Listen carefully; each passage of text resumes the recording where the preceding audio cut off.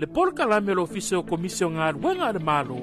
Talofa ma le lau fufonga fia. O le sini au tu o le whaale leo o nanga ina ia vave ma atu tōna le whaatinonga, ma ia whaia ma le lau fufonga fia. Ia whaataua ina le whaale leo o nanga lau tele, ma ia wha malo sianga tau sile tangata whai ngā ruenga upa le malo, ai maise teime tau tuai mo le malu o le atunu. Ia mata ata ma wha alo. E whaataua ina foifina ngalo whaalia, ale ma malu le atunu, e alai pepa fisili ma le ngaru e whaatasi ai, ma le malu lau tele, o le nau ta inga, ina e tuina atu se au nanga ma le lau fufonga fia, ma le wha maoni, e wha mani e ina e so se tasi o le malu le atunu, ilona vave, ma le lei ato otoa, ma o nei swinga uma, e a matamai ya oe, wha ma ite swinga le lei, Talofa, ma le lau fufonga fia.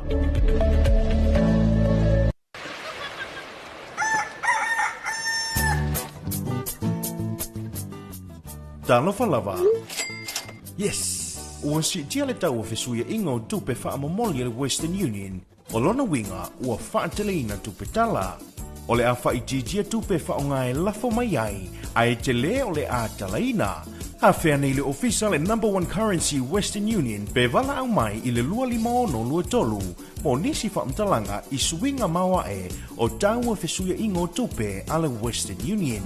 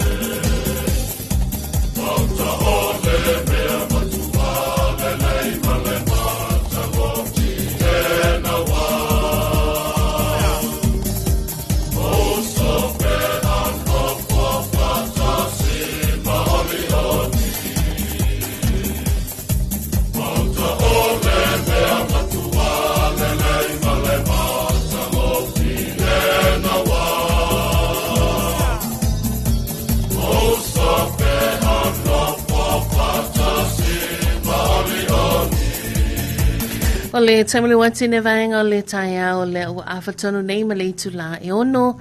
Ia o le tautoma le unanga nei le si Talofa Samoa le tu e pi le nei fo i taia o fau ma le nei taia manuia wa tatou lia. Ia taia nei le asolua sultasi nei le masina o iu lai le nei fo i tausanga lua lua se fulu ma le ono. Ia o hani se tala tatou te amata i le tatou whaasoa ma le tatou whelo inga i lunga le ea le nei taia au. Ia tātou tala noa i le alofa mleanga le leia lo tātou tua. Ia o le o tātou lia manuia le nei aso fau ma le nei aso manuia. Ia oka, se alofa ina atele o le alofa o le atua mo i tātou. Ia o tātou mon mawina le nei tai au, le ua mo mali atu. Ia le pongi sa tau whawhana i o tātou tangata ma tātou whaimalo longa. Ya mana tu foi sa maua se malo longa file mo ma le to file mo ya ai le moe la le tatu leo ma moe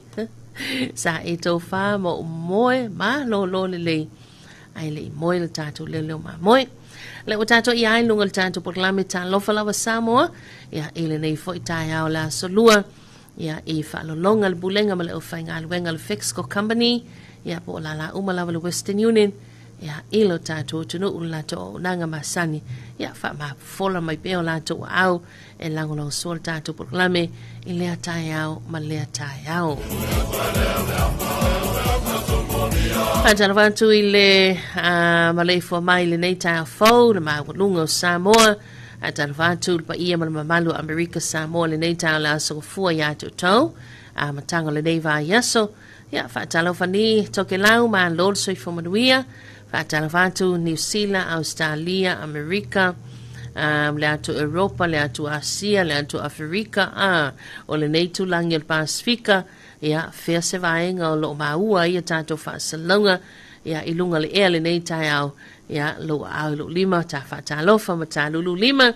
ma lo le soifua lau le lei, ma lo le soifua maua, ma lo le langi mama, ia vi inga lava fo i le atua, ia ona lo nanga le lei, tai mai ma toi mo mori mai lo soifua ia mai se foi ele manto gola ia ele nei tai au fo ia wale amatanga tiute mawhaiva. Na tonu fo ia tele mano noa ia tātou fuafuanga I peo na whātātia ia ele nei solua ia le lawa sa tātou la lafo ile tua pe tātou taulia maniale nei tai au pe tai ia le o tātou wheiloai ia ele soifua maua ma le langi mama ia o tātou wheiloai foi ia I pu e manua le o pu e mala o tātou wheiloai ile alofa ma le anga le lei a pele pele lo tātou tua I lo soifua ma le tātou wala. O le awiwi le tātou whelo inga nunga ea le nei tai au, ia, o le tātou ripoti o le tala le tāmo sa momato ki lau a o le itali tu la fitu, ia, po o le afafo I le itu la fitu I le tau nei. Whafonga mai wale ruai whasalawina tu tātou telefon mai vai whanua le tātou fitu mo lona tui whasalawina, me atali tu la valu I le tau nei. Po la kalame whamanianga soifoma swa nau le afali tu la valu, aso lua sulta sile nei o le masina yu lai ia tātou se atulo le tāna iwa ia whapena ana whamaena le tātou wa so ta inga lunga penga ta whailangi ia ona iai fwile so ta inga male le teo whamalo ni sila pe a tali tu la iwa I le tāna nei ia tele lava vaenga o le tātou whelo inga le nei tai au tātou whetu wha I mo tātou wha soa ia le alofa mlanga leo le tua meise tele fo inisio vaenga tutupu le mātou pausisi sa mo nei ia mai se fo le titulatu ia ilunga penga te whailangi le tele na mau ripoti le nei tai au ia wanoa noa I tala ia a tātou tala noa ma tātou whasoa I le tele o tala ia ilunga penga te whailangi teiloa e umale nei aso laia e whamatala o mea tutupu I lea tunu uma lea tunu fe vātaua I o lea malo I lea malo o tala I o taua o lo o whaawa wina pia taua la fu o matua I toe ngā pā lava ia ia ole suenga lava le malosi ole su ele pule ia wa tātou tilo atu iai ia le wa whaina I matatou ia ona o taua la vaenga ia ia atunu tele ia o nisi o atunu o lo fia I whala lavi whala natura o lo longa o mafuie ia o ele solo ia o tūlanga fo ia le malosi o savili matangi a o fo ia na saule malulu ia o toa le aisa ia whapena lava o fo I wa saule tau vevela ia o le vaenga na lelo o lo fia I nisi o atunu ia o nisi fo I atunu ia lato li potil titulatu nei tai au ia tau wha so tūlanga le tamau ainga ia o tātou ia oka ia ia te uia te whaftai lawa I le lii ta te alai fo mawhaino ta tūilunga mawhaino ta no ta savali ia mawhaifo ina toi ala whai mai le nei tai au ia awai ele na malaina fo ia nisi fo iwa wa fea malangan maliu male oti e wha mai ia o si kengi ngā moea ia malama ele tai au ia o moea kwa ia le po ia ma moea ia ia ta ilo ia oi pala sola ngone pa toa ui wha pena ia wafe kaya so se kaimia ka ki hala I fo ilunga pe oka whaftai lawa ta male o la malo si whaftai ma whaingo ka popula ma whaino ta tautala ma whaingo ka ku ilunga mingoi e leima se taimi fo ilea wa kau kua ngai ilunga ia wa kau si se vai kau si se lima kau kango aku po fese me wale ilua se mea o le taimi nei Samoa le o toi luas fulma le iwa minuta le ton tali o le itu la fitu ia ele nei vaenga le tai au manato nisi o atu no ule ua already a mata ia ngā ruenga matiute le ua whaasolo atu la tau le iwa whaasolo atu se fulu na tala tātou sultas ia e fo nisi o atu no e mua I tātou ina itu la e lua pe tolu pe tasi foi e fo nisi o atu no e mua le tātou waso ia la tau o le whato asonga fua ia taipelo si vaenga sia le moto fianga Amerika Samoa ia mai se wale malo telu Amerika ia e vo inisio vaenga vo ilea o la ua whato malama valitai au ia tātou nei ia o la ua po o la ua mai vo itali ngā sua o le afiafi ia o la ua ua tapena atu ma anga ia tu mo whainga malolonga ia inisio tunu ule uwa veao po se meo le tasi, lua, tolu, wha ia to inga taimi whapena ese lava le tavilinga le na ia o le neila langi te soifua mo tātou o lai e tātou se mai tātou whaavifianga Ia, wasa I foil tātou poklami le tā whatalo whantu I le sunga ia tu pito, tā vita longa. Ia, good morning. Alo lawa soifo manuia nei tai au ma alo le lausu. Manuia fi au mga aluenga. Talo whantu le sunga ia bida le au moana. Soifo manuia, my friend. Ia, have a good day, my friend bida. Manuia te lila waso. Lau sunga ma le ainga. Talo whantu fo I le sunga ia fili maloata Yoane. Soifo manuia to Filipepe manuia por kalame nei tai au fo. Mafuta atu manurewa au kilani New Zealand. God bless you. Au te tele lau sunga fili maloata. Ia, manuia tele fo I whaiva matiute. O le nei vaenga le tai au. Talo whātu I le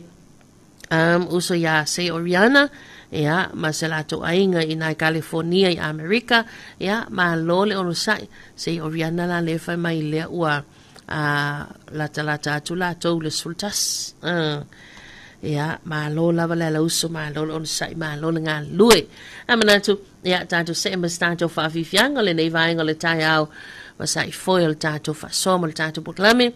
Talofa Samoa e le nei tai au. Sauma alua le tai au ma le whaiwha isi.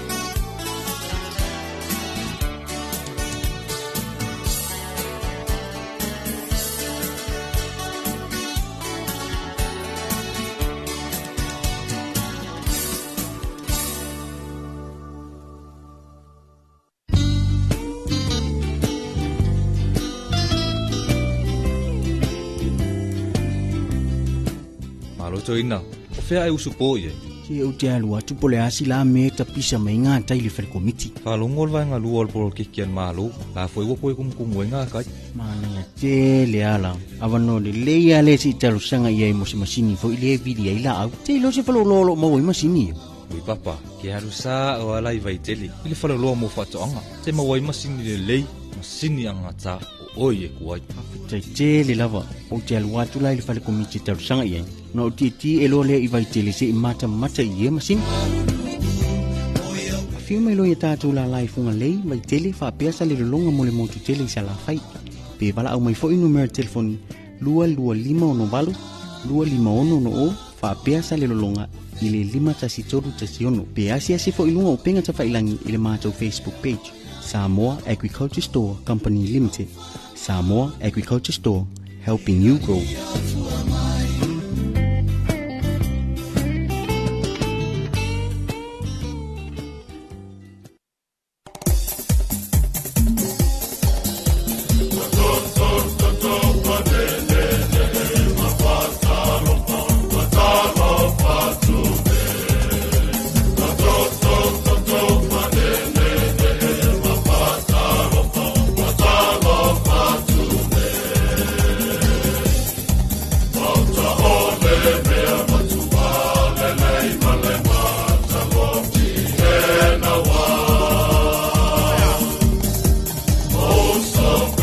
Le tamle watine vaenga le taiao le o toi se fuluma le tasi minuta le tana ta lea ia o le itula e fitu le tautumala unanga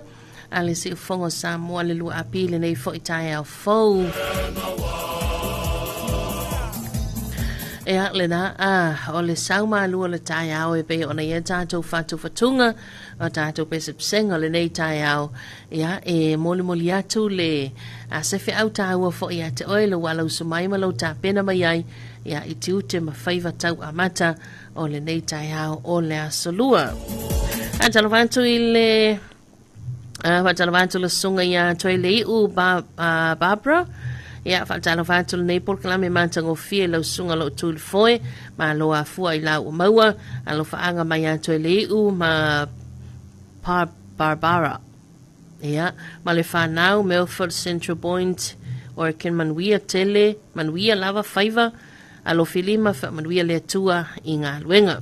hafte tele lau sunga toi le iu ia ma lo fo ila lau usu ma lo soi fo manuia ia i le nei vaenga le tai au ma lo fo ile langi ma lo le lau usu i tute ma whaiva ia pena fo i ona iai le nei vaenga le tai au le asolua ia ma lo o lea fato a songa fuar vaenga la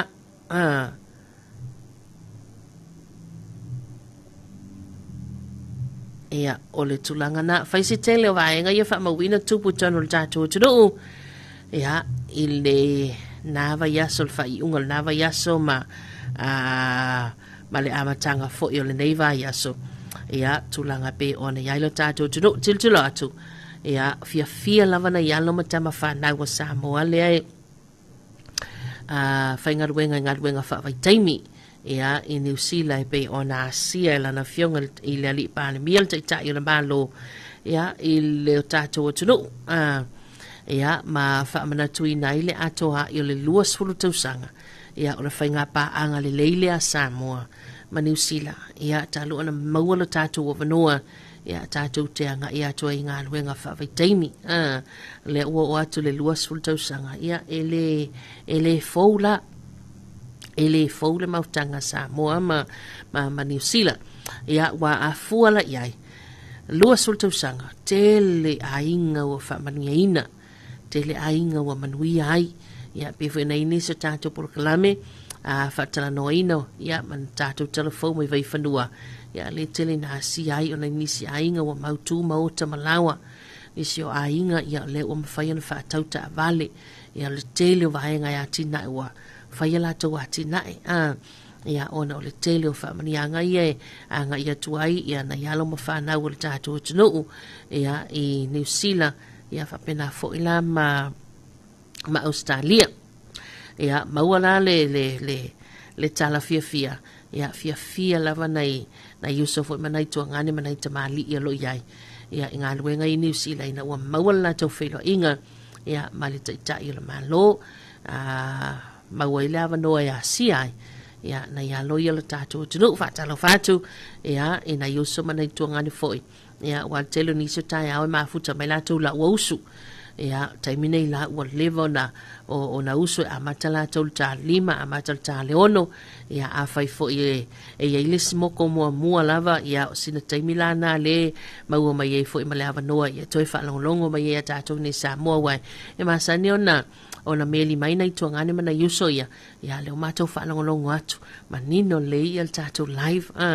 ia tulangana whatalawati atu tau ia le wausul nei tai awa amatalia fo inga luenga matiute ia le ngatou tātou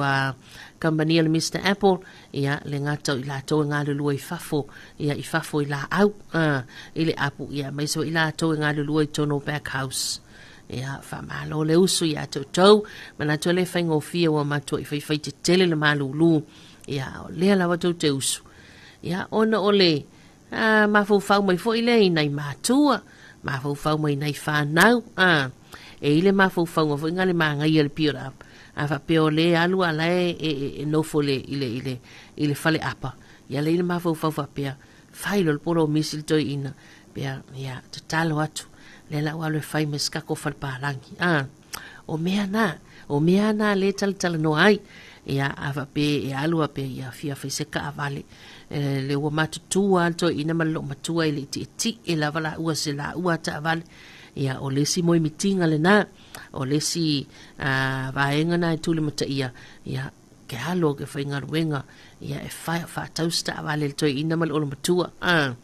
apena ona yati na e ngalue ina ia ole si a inga sale ia se pa povi ia o lua tau sanga alu ia lale ia o ova male lua sur povi la o yai ma wale atupe ia la fo mai Samoa fa tau le povi ole le lei fo ila ole male mau popo ia ole talia ole fa manianga ia anai usama nai tuangane ia fenga wenga i malulu ia tunu mamau mani usila ia ole le lei fo ila le fa so al tangata le nei Samoa ia mai le tupe va beskama e se ia lofa ia se avifuanga se meanga le e fa kauai ia se mea ai ko inga malo makua ia e ave uma le meanga ku skupe ia o isi o ivaenga lai a mai sa o ai o ton tu sa o mai ai o lato account le nei fa pena ole mau ponga le na ia ole soifua tau mawhai ma le soifua tau ati ai. Ia o tele ainga o manuia. Ia o mātou i sa vai sole pei o asola kala ikiki li for i se ta se ainga fi se ta vale. Ia le ainga milionea le na mātou no. Ia li for ka vale ke veika ke kilo mai o wai ila longa le uol ta vale. Ka ke kilo ka mo e numa la ulu lei la tala wala kilo lei ale li for ta vale. Sa wa va per ka vale alo va per se longa wali lo atu ta vale. Kwa malaki kilo ka vale. Wa foi se se in ta vale a mātou sa vai. Taimilani. Ai anawa o fa tau mai ni va alele fa ngo ma fa nga mai va alele o ko fu va alele o mai ngal ma to mo tu sala fa e altai o tofu ta vale ainga fa manianga ia tele ia fa manianga ia ai le fa ilo ai le nga fa ta ia le a fionga le li pa mia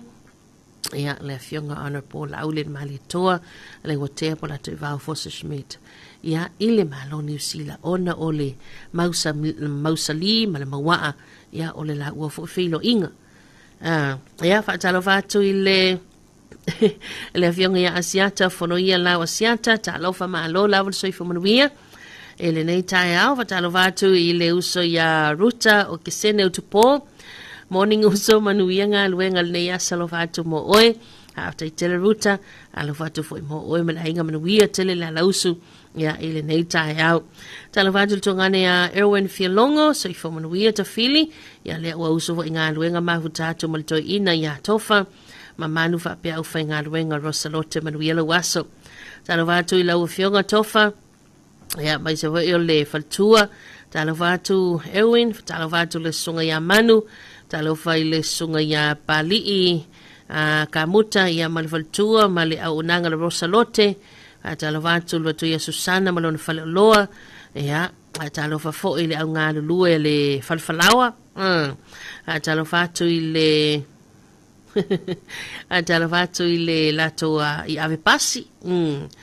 ia o le tele o unanga le afionga ia tofa ia malole la usu malole soifo manuia lo fo ile soifo maua malange mal nei tai au manuia tele tiu te mawhaiva ia o le nei aso paule le fale aingai ya le fale aingai e ma sa inga kala ko isa vai ka ngofu ma wel fai ai fe ma wel fai ai pusi ia manuia tele fai ma tiu tele nei aso talofa atu le sunga bebeli talofa ia le lo mafuta mai uta ia good morning ma lol soifo manuia nei aso talofa atu le sunga ia po fa tai tele mo le unanga ma le polkalame mantango fie fa manuia le atua mafuta atu Brisbane Australia ia fa tai tele po manuia tele fo I faiva matiute o le nei aso ia tau talofa atu le sunga ia talofa fuala au fitu ta manuia lo fionga ma lo le usul nei tai fovi ia le lii talofa atu se o tina moa pula fa pe usa matua fa fine sale po wa e sale moa fa manuia le tua tiute ma faiva lo filivo nei tai au fa longo atu au kilani New Zealand God bless ha tai tele lo sunga talofa ia manuia tele fo tiute ma faiva o le nei aso manuia ne ala suatu ngā luenga. Talofa atu le sunga ia heni ao, vi falutoi, Lord bless you and your day sis, fa te tele lava heni ao, ia alofa atu fo imo oe male ainga, manuia tele tiu te mawhaiva, o le nei tai ao.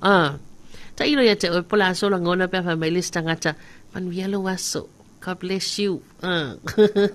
Ia te au ia. It's a blessing. Ia le tu ina mai o whaamanianga la tātua tunuu o lau whaatalofa ma lau whaawhiluai. Ia ele au ngā tāta porklami Talofa Samoa e tō lau watu. Ia lau saunoanga ma lau whaatalofa ma lau whaawhiluai ma lau whaamanianga I lunga la tātua porklami. Ele ngata manuia la tātua porklami. Ia manuia fwoi whaafonga la tātua tunuu.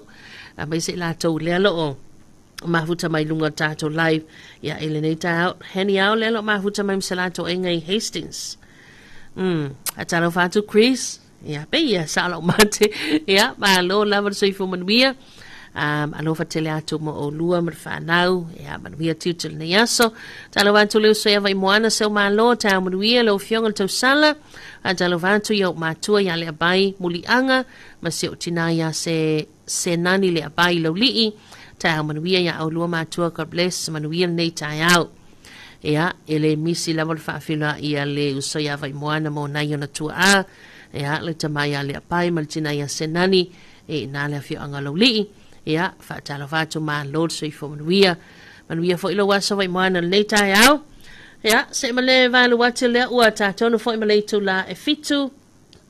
me le tau toma la unanga nei ale se fongo sa mo lu api manatu ia tātou se mai I le lua I whaasara wanātou tātou telefon mai vai whanua o na o le watali tu le fitu le nei tai au. Ia tāpana ina mawhangaina e le sunga mato aina I sa ako mai le vaenga o telefon.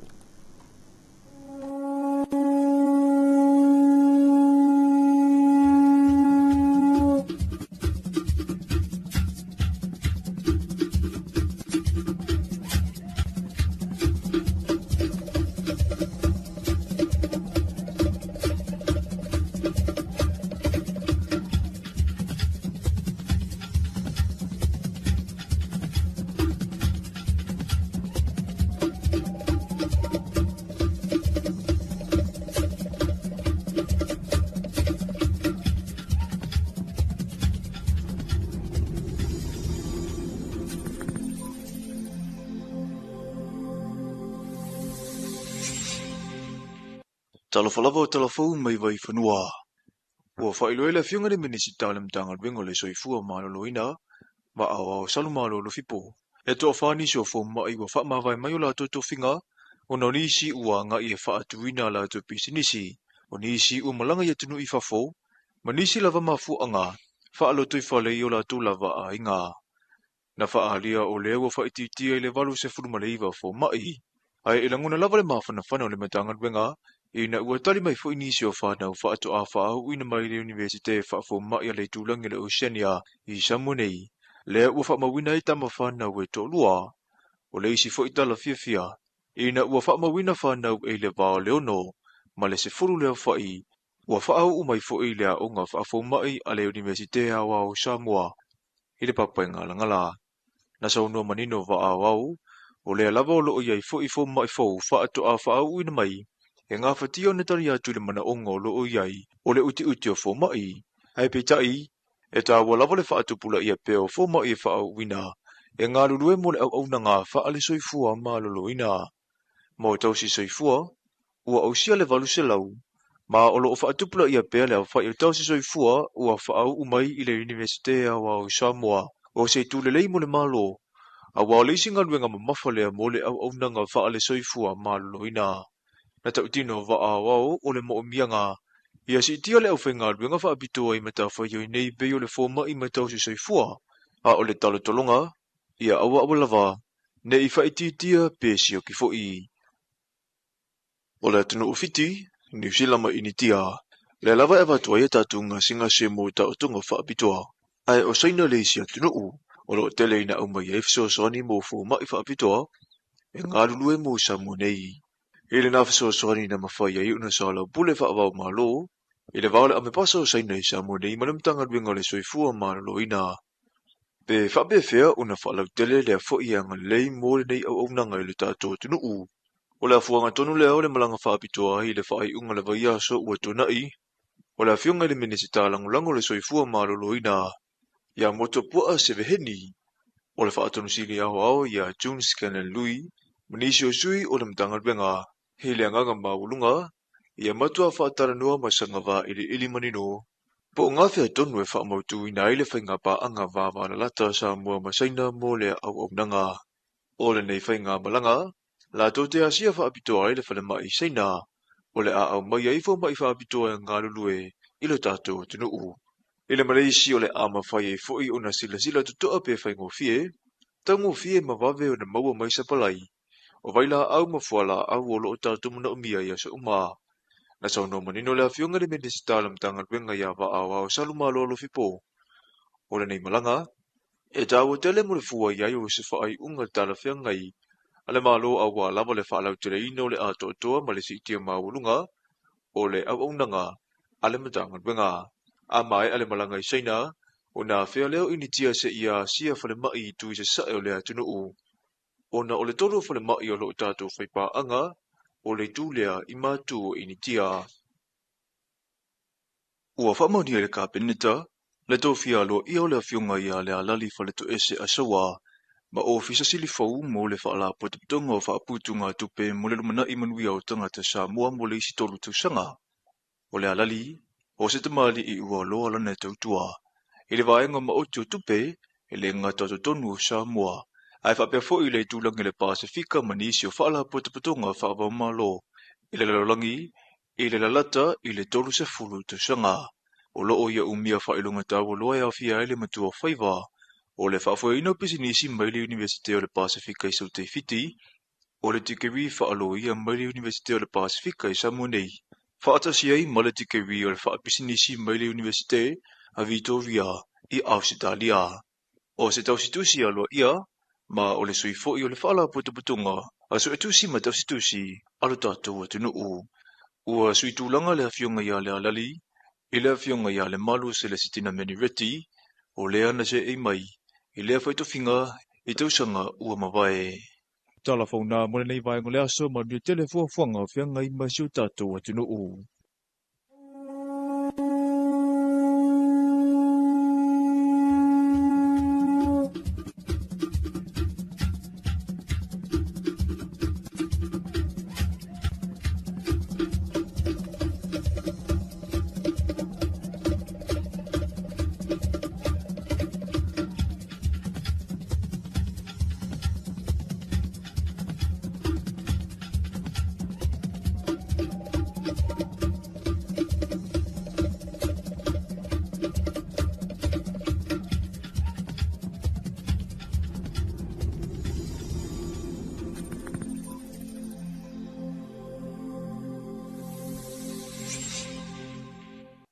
O le tawele watine vaenga le tai ao lea ua fitu minuta te ene li tu lai fitu hea o le na ua whaafonga le tātou tunu. ia I le ulua I whaasala wana atu tātou telefon mai vai whanua e pe ona iaile nei vai ngale tai ao lea sa tāpene ina mafonga nātu ia e le sunga matau ai nei sa ako mai I le vaenga mo telefon. Ia, tele nisi vaenga pe ana ta ue ia tātou telefon ia mai se fo I ole masi ia tolu whainga malanga ia a le fionga I le Soy Minister ia o le matanga luenga o soi fo malaloina le fionga ia motopua a seve Henry ia mai se fo I ole fionga le ofisili le fionga ia le faletua ia June Scanlon Nui ia ma le lato au malanga le lo asia ia le atu no saina ia o vaenga lava e soala pule ma talanoa ma fasoa ia ma fa mautu ma fa mausalia tili le fianga inga Samoa ma saina ia pe foi ona iai ia tulanga tau le soifua malaloina e umala le malanga I saina ia ona toe afea na o soifole intia ia o le lato whainga malanga ia o le aunga lava e tas le peona ta ue tātou telefon pai pe o atu no ulea ia le tele na avena I tātou tangata ia I tonga fitinga e ngase ia mai se lava I ngase ua le ngā fatia ia e lo tātou tunu nei ia le alae e tele na whamari ia inisi ma wawa noa ia e halale le tālo sanga au latu le tātou malo ia o le alaua toi a whea foi ia e le fionga I le Soy Minister mai se foi le fionga le whaululunga o le matanga luenga le soifua malaloina ina ia toi soalau pule nisi o vaenga ia e aona whaalele ia tili ma wha mautu a tili le whengainga foi lea ia Samoa saina ma initia ia tulanga peona iei ia taltonu foi staimi ia o la ota le kalena ia ale matanga luenga le soifua malaloina I le asia leo fiti ia awa ia tongo fitinga foi le tātou o tunu o le sivaenga peona lau silafia ia le tofia ai ia ma le pasi ai foi ia toi tofia ina le kapineta ia o le afionga ia le alali falto ese saua ia e avea lea ma ofisa sili po le pule ia ale fala po tonga fa putunga tupe le mana Imanuio Samoa le sanu pifa ia le sa se e mai le afionga ia le malu Celestina Menireti ia mai le tulanga le ofisa sili ia e le paia inga lea na se mamaya tunei ia le luinga ia o le foi wa fa se tuanga ruatu le fionga ia le malu ia o le wase e mai le fionga ia le alali ia tulanga pe ona ita avina ia le foi au nanga pito silio na taua lo tatu tunu le foto a uma tunei lava le pasene ia o te lo le stangata la e la safa pele lava la pasene ia ona Imanuia fa manianga na le mau mal tatu no pifa o le masina fo nei ulai ia le na amata I feki ai ia le fa manianga fo ile le au matua ia po le fa poponga I lunga ia o tulanga pe nei fa manianga au matua ia la lato pensione o le ono sulima tau sanga nga ia tu le ono suluiva tau sanga le matua ia o le pensione maua tolu se lauta la ile masina o le fitu sul tau sanga nga ia tu ilunga po ele o ia isele miti fitu sulu nga ilunga o por se lauman tupu ai inisio la tau le ua na inisio matua ia le ua ulia la tau a iwa sulu man tupu fa solo atu se lauta sanga e lima se lauta la le la tau fa manianga ia ile masina o le ua amata ifeki ia ile masina neyo o Julai ia tulanga la nai pe ona yel fa manianga le wa mana tua il tulanga le ia ina ua anginga foi ia le tofinga fo ia ale faululunga po le office sili ia ale fa la poto tonga wa atatu talono nupi fa ia pe se tatu to manga fo ile tali ia tatu le telo taimi ia wai ele taimi wa sa fo tongi pe ile taimi o tatu fo laula va ia so fo ile fa tau ia e oso mai se fala vera va se ia pe apa lava le nupi 5 e fa au mi mai lona a ia tatu o le entitled o le short term ia matulanga fa pena ni sila na swinga ia le o yaile whaurulunga foi ia ale whaala pototonga o Lumanai Manuia Samoa le no piwha. Ia. Tato se mas tato whawhiwhianga, masai foi o le tato proklame Talofa Samoa nei tai au. Ia le alaua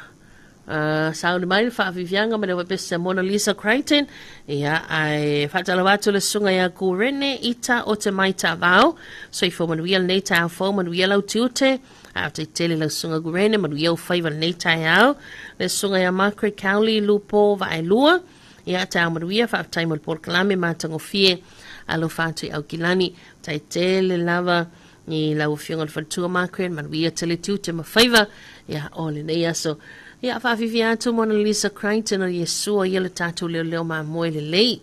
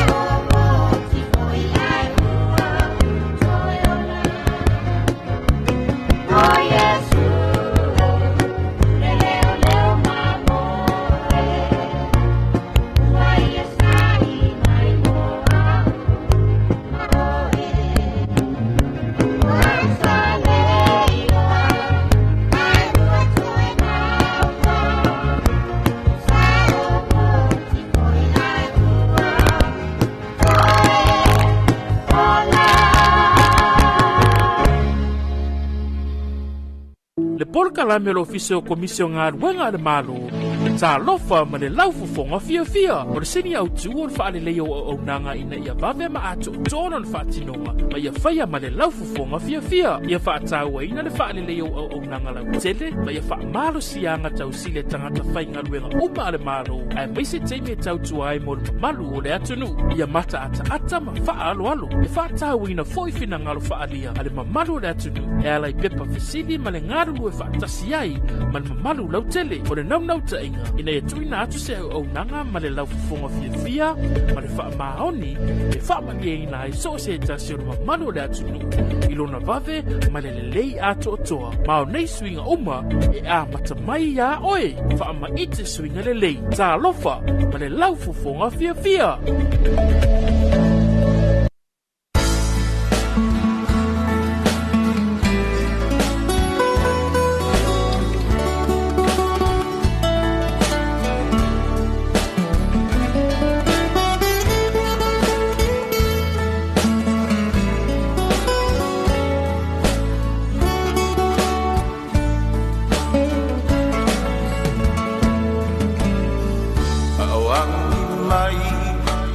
sao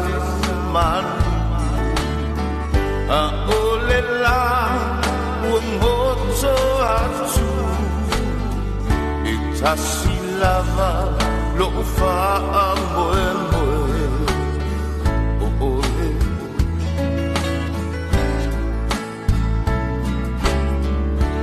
la lo langi o mo nga una oe yo ma fa fa nga paula malo fa moe moe oe o mia oe lo utaya manino o mia oe pe avai vai lo utino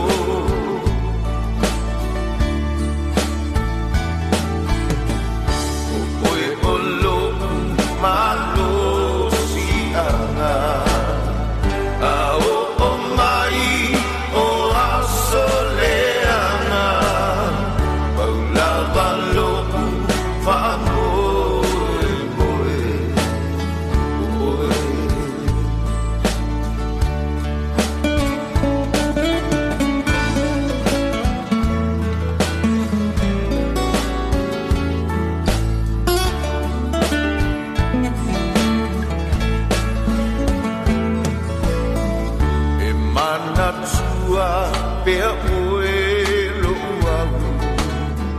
le mafutanga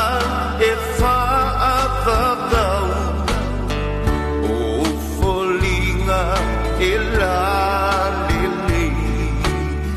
tumau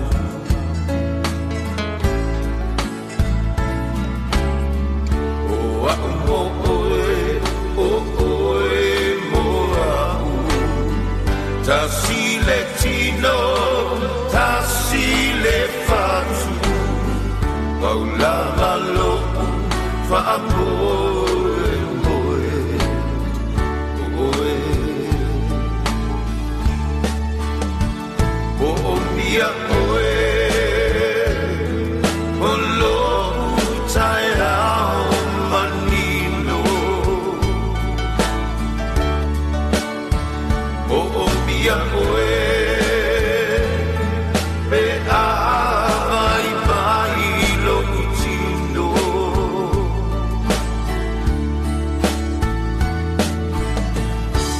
oe o lo malo si ana a o mai o asoleana au la malo fa moe moe oe o mia oe o lo utaira manino o mia oe pe avai vai lo utino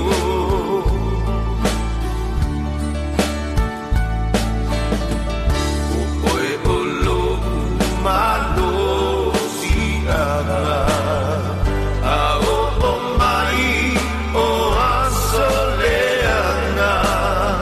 paula malo fa moe moe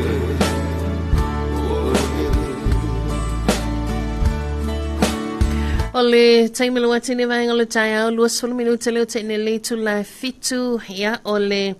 whaafifianga na mai le wabese se ula le sa pese ta ila leo tonai ia le na avai vai le o tino o oele o wha moe moenga e o Yesu o ye mau ye le maa losi ia ia i tātou toi amantalia ngā luenga matutul nei tā au tālawani toke lau maa lo lawa le soifo manuia ia maa lo le usu tute ma whaiva tau a mātol nei wha iaso lua ia tau tālawantu le usu ia upu ia mai sole tamai tai nei a tasi o langi shenta ia mai sole maa walunga fo i le whaafonga mai a toke lau ia nā moto i tolu nei tā ia good morning maa lo le soifo manuia ia tau ia maa lo fa le whaatasi mai o la son na file ana asia ia le fionga le te ia le malo ia le community fo ia ana ia tātou tangata mai se lava o le ngā luenga lea whaavai taimi ina i Hawke's Bay ma Napier. Ia le vaenga le pito i lalo le vaenga le ia Hastings le mafuta mai ai Chris ia ma ia ma si ona faltua ma se lanto ainga. Ia ma whailoa le nganga fia ma le nganga whaaftai o le a fia ngal te itai o le malo. Ia ona o le sangi fia ane. Ia ona ia tātou tangatai na i Hawke's Bay ma Napier. Ia ma stasi wai lau vaenga pe ona whailoa mai. Ia i le lau pepa whamatalanga le fionga le li palemia. Ia o le toi mawai leo le awanoa e toi whamautu wai le fia ngai ngale New Zealand ma Samoa. Ia ma mawai fo i le awanoa e whiloa ia tuai le taitai le mana New Zealand. Le fionga ia to Yusinave maulu mututua Christopher Luxon. Ia ile toi tala no ina mtala swala pule ai po le ani si vaenga toi te wai ia le sei fo ile New Zealand le kota. Ia a mai sei le fa malo si au le fionga te tai le malo. Ia ile fa nga ina ia ma le fa manianga a fa safu le tatu no a mai sei tu malo lima sultas. Polo keti le 2 miliona tala le asau tātou whaatalitali o lava pe pasial tātou tala whaatau tupe au tū lua olu fitu ia le ua mai a pe ona i whaiva whaataitai o le maa lor fontanga le palemene ia o le ua tātou tāpena atu mo tātou woli o li atu ia mo le whaongaina tele nisio vaenga pe ona whangasolo si mātou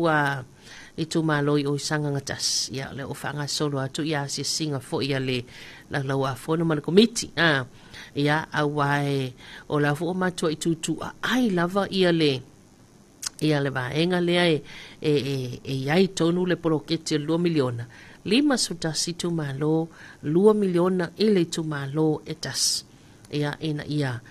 mawhaiona wha sa fua le atu ia matutusa le ia o le winga la fa matalanga wa le wo mala lama le fa mala maina le mato tu malo ia o le tulanga foi le e foi le limiti e ia le numera fa tulanga ina e limiti ai ia talo sanga o le nganga ia o winga ia la ku le si fa pe ke manga fa ka so for renta ia o la polo ke ke manga fa ka so for renta ke manga fa so fa le winga le lima sulu afeta le tower fale ia ele ai o le waiai lava vahenga patina ton ia tunanga peonei o le foilaya nga ia tua se singa ia ale komiti ia male lau fono fo ia le itu malo ia sia pepa sia lau tal sanga na vatu ia waile si mafofo ngale pe so la fa mai va ko fo ia tu lo la volta mo va vonga mai ia vahenga na pe fa manino awa o le fo waiai au lape ia maleta iala e lima tai naile fa soina le tato 2 miliona ia ilo tato to ai o se fa manianga tele se fa manianga pito sili fo ia na tali se pai le lei e le lo na ia tato tangata mo tato to ia le na tato wa lufi le 2 miliona ia fa solo mai le 2 miliona ia e le nei tau sanga fa tupe o tato savalia lo ono fitu ia oka ele tai tato mauani tupe fa pe 2 miliona ta la tangata ia ele kai ia ka ngofo ka se ilonga fa isa ka loan fo ko akalu ma faingo ka faia ka ika poro ke ki vo ngale bat ia ola nga fa tai male talisa paia ia le la so ani fo ile tamu fainga mai na ia tato wa na ia lo mafana o tato no uia nga lu nga fa vai taimi ia tulanga na pe oni ai o se fianga malanga fa aftai fo yo na ia tatu tangata Samoa lo la lamba pa au i vaenga ia pe ona sia ele tai le malo ia mawaila no e filo ia tuai e la na fionga le pale mia ai ole masino se tema ia le ua ta otol fuanga le officer tourisi ia le fionga ia ai fanaya malana to wa committee ia ile tau fatulanga ina leo o vaenga fo ia le amaton le wat tala la vanoa e faulu mai ai ia le o suia le ngoa le sa masani ai tatou vai sol te wila pe o lo ia se tema tatu tal no o hai po kala mel te wila fe se ke wila pele ai ia man to wila te wila le telen ta walunga tatu tau vanga miss ia o le ala wa suia le ngoa o le mea sina festival lua fe luas ful maleono ia po le fa mana tuina o fa tu funganga manga nu wala tatu tunu le ala wa tala ia le ava noa fo ie to ina mai ai fa o mai ele restala sa o lava lai o le ofisa o to risi ia i nā le matangi ala lua le fou ia fa asili la fionga ia ai fanaya na tu tau le alo ia po o le fionga ia to filau po se tia taefu ia o ila ua tonu na ia nei tamali i fo infaltua na tato ofisa la wale wa nafa tonu ia malvanga le restala o la fa pe fia fa ulu siva ma ulu ia po ai lava po sto societe po siva ma ulu to ainga po se autalavo po se o foi pese ia po le no foi mala fio anga o le tongil siva ma ulu ma le fa tau pati mal sa o lona restala e tol se lauta la o le pese sa mo fa langa no e tol se lauta la le restala o le fa ili sa mo se lauta la le restala o ta alonga sa moe se lauta la restala no inga kamai au fia i kaula fonga ia o ta alonga sa moa mea ia kau ka alonga sa moa o tu ngā fautasi ia e afeta la restala ia ai ko ia ngai o mai la ka ko va ai nga ia ka semana ia o tu ngā pau e se lauta la restala tu ngā vaalo se lauta la restala ia vaenga le sasia moe ko inga mamalo se la to vaenga nai fale asiu o ta alonga kirikiti ia e au fiai ia awali ima awata maitai e lima se lauta la restala ile au lima se lauta la ele ia le awata maitai lima se lauta la le awali ia o vaenga masani fo ia o fale ainga ma mea tau lima e tolu se lauta la ia tatou ia e faila tina ele o fale ainga tapena ino tamaftanga ia a fai o le fia restala lau fale ainga faila fale ainga i il tatou vaenga le tawila ia I mean so sorry il vaenga le mesina ia e tolu se lauta la restala ila fale ainga ia ma me tau lima ai lau afi se lauta la restala ia a o ila tau fo ia il ta le niole vane ina o me tau lima ia roina tele nei nei tatou wala mfana wa onga I ole onga le moenga ia manisa matata ese ia ele ise tongi e faulfua nei fana wa onga ni te ofisili mai jes plamo le ise tong ia fa manga le fionga ia ai ia ona nei fana wa onga le tele na palasir va nga le vaneina me tau lima ia ele tong ia la tau ia o le tulanga na ai a faila va inisia va nga e fia fa afsilium fia manino ai ia bala au leo le fionga ia ai I leono tau lima ta si o ma le fionga ia tau filau leono tau lima se lau ia o le vaenga na pe on failo mail tatou mea sina festival wa felua sul ma leono ia e fai faatatawa ia iau fofuanga ia mai se ilatou ia o le tapene pena mo vaenga ia talofa atu I le au siva le au manga crew ia wa talofa atu ia EJ ma se latou vaenga ia malo te lo fo estasilo au siva tatou fa mo le mea sina festival ia la vo matona fa nga solo la to practice po la to nga siva talofa atu le songa ia Terence Hunkin. Good morning from Christchurch. Mahalo tau tua tunu. Ia talofa atu le songa Terence. Mahalo la vol sui fo manuia nei tai au. Ia manuia fo I faiva matiute pe ona iai ili nei a solua. Awa tau nei malei tu le fitu. Tato se mais tato whaafifianga. Ia wasa I foil tato bukalame Talofa Samoa. Ili nei tai au. Ia o le sao le ovebese le ale tango moa. So a Felice Mikaele. Ma musika le tai au. Good morning.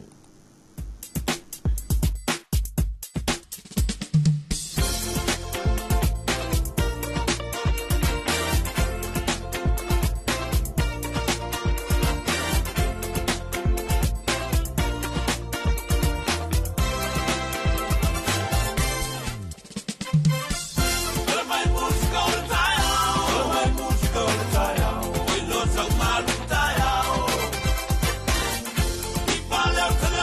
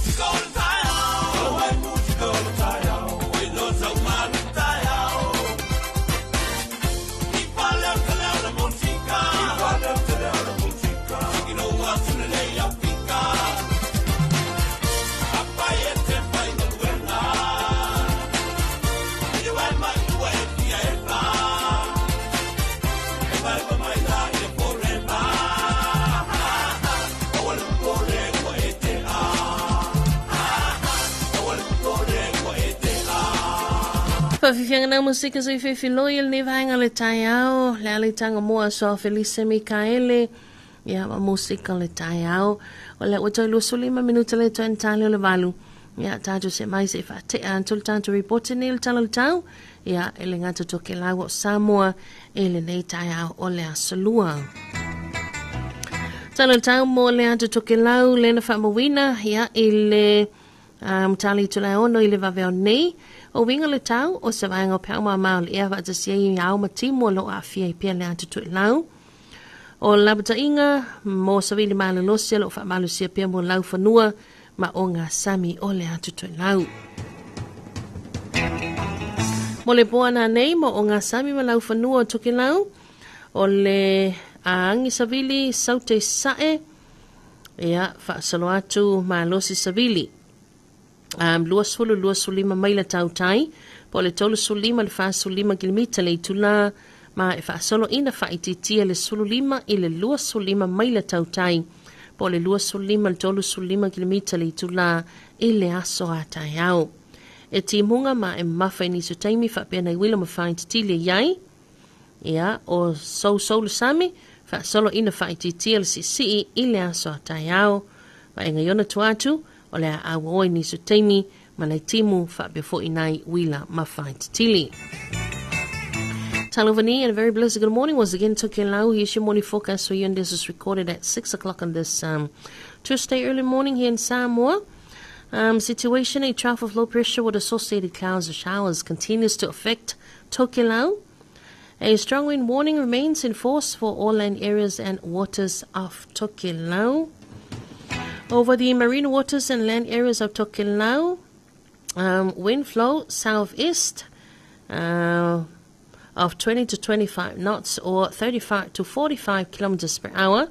easing 15 to 20 knots or 25 to 35 kilometers per hour from tomorrow. Occasional showers, heavy at times, and few thunderstorms. Rough seas easing to moderate from tomorrow. Further over Tokelau, cloudy periods with some showers and isolated thunderstorms.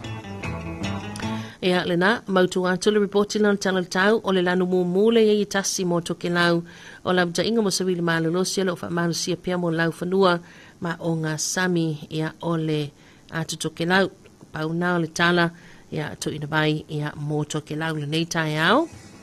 Ai tatu se e mai wha matalanga winga lolo wa le tau numero sulma 5 mo o ngā sami o Samoa le wha mawina i le tale 5 i le vaveo nei o le lanu moli le iai. Ia, o lo wha malusia whautuanga mo o ngā sami i o ngā sami uma o Samoa. O au savile whi lolon mai lose le tua aloa lo ufti e pia Samoa, mai hafua mai pia ma mafol ea o lo ta oto ilunga New Zealand. O wha maunga la tamaya lo wha mawina ile maua lunga o ngalu maumai o atu le lua tesima le 5 mita, e le tolu tesima le 5 mita. O ie tulanga lo wha moe le atu maupea i lunga o ngā sami le atu no umo le so. A o le i whaititia i le aso, i se aso le nei vā yaso. O le alo o tu mauai, wha maalu si peo le whautuanga mo o ngā sami i o ngā sami uma o Samoa. A fianga i ono alia e mai ai, e sau matatafe au o le sami, e whaatau tau savili i nisu teimi. Here's our Marine Severe Wind Information, number 15th, issued by the Samoa Met Division at 5 o'clock on this Tuesday early morning. Marine advisory for all marine waters of Samoa is still valid. The moderate southeasterly winds still prevails over Samoa due to a high pressure system position over New Zealand.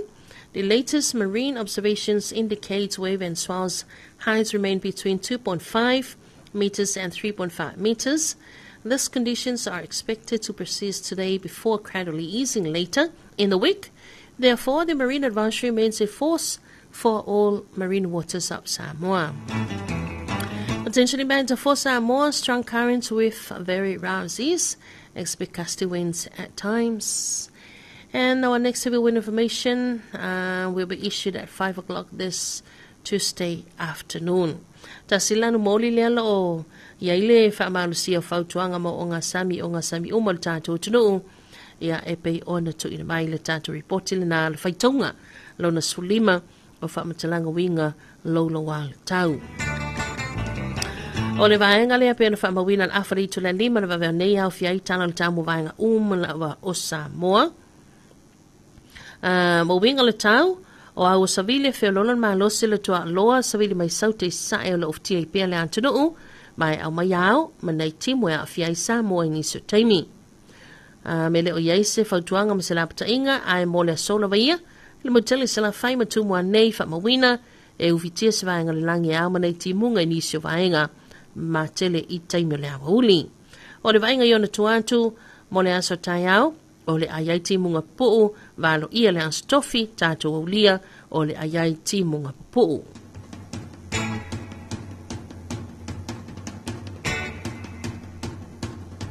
Ia, tātou se e mai se tala la ta mai o le tau mo o ngā sami ma ngata i whale o le tātou tunuu le na whamawina le afa 5 i le vavea nei. O winga le tau au savile whelolon ma losi le tua loa savile mai saute i se sae o loa a fiepia o ngā sami o Samoa. Whamalusia la batainga mo o ngā sami uma o le atunuu. O se vaenga mo le songa te whale mo o ngā sami i mātū, O le angi le toa loa 2.5 kilometer le tula o ngā luma mai lua ma le afa mita le 3 mita le maulunga. Mo o ngā sami ma ngā tai whale saute, ia o le angi le toa loa e 2.5 kilometer le tula o ngā luma mai lua ma le afa mita i le tolu ma le afa mita le maulunga. Whaasalonga wa yaso, ia mo le aso atai au, o le angi le mata polu mai le 2.5 kilometer le tula o ngā luma mai tasi ma le afa mita i le lua ma le afa mita le maulunga. Ai mo le aso tofi whaasalatu le aso whareile leo lo valo i le ofisa le vai tau o le angi le toa loa. Sulima i le 2.5 kilometer le tula tasi ma le afa mita i le lua ma le afa mita lona maulunga.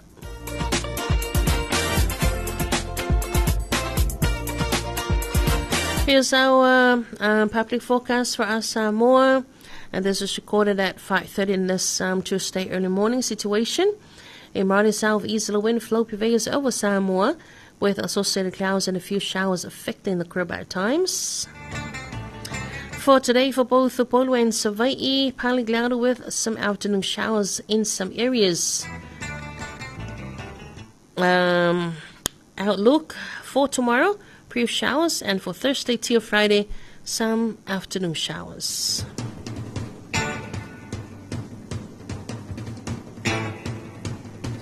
And here's our morning marine forecast situation. A moderate southeasterly wind flow continues to affect Samoa's marine waters.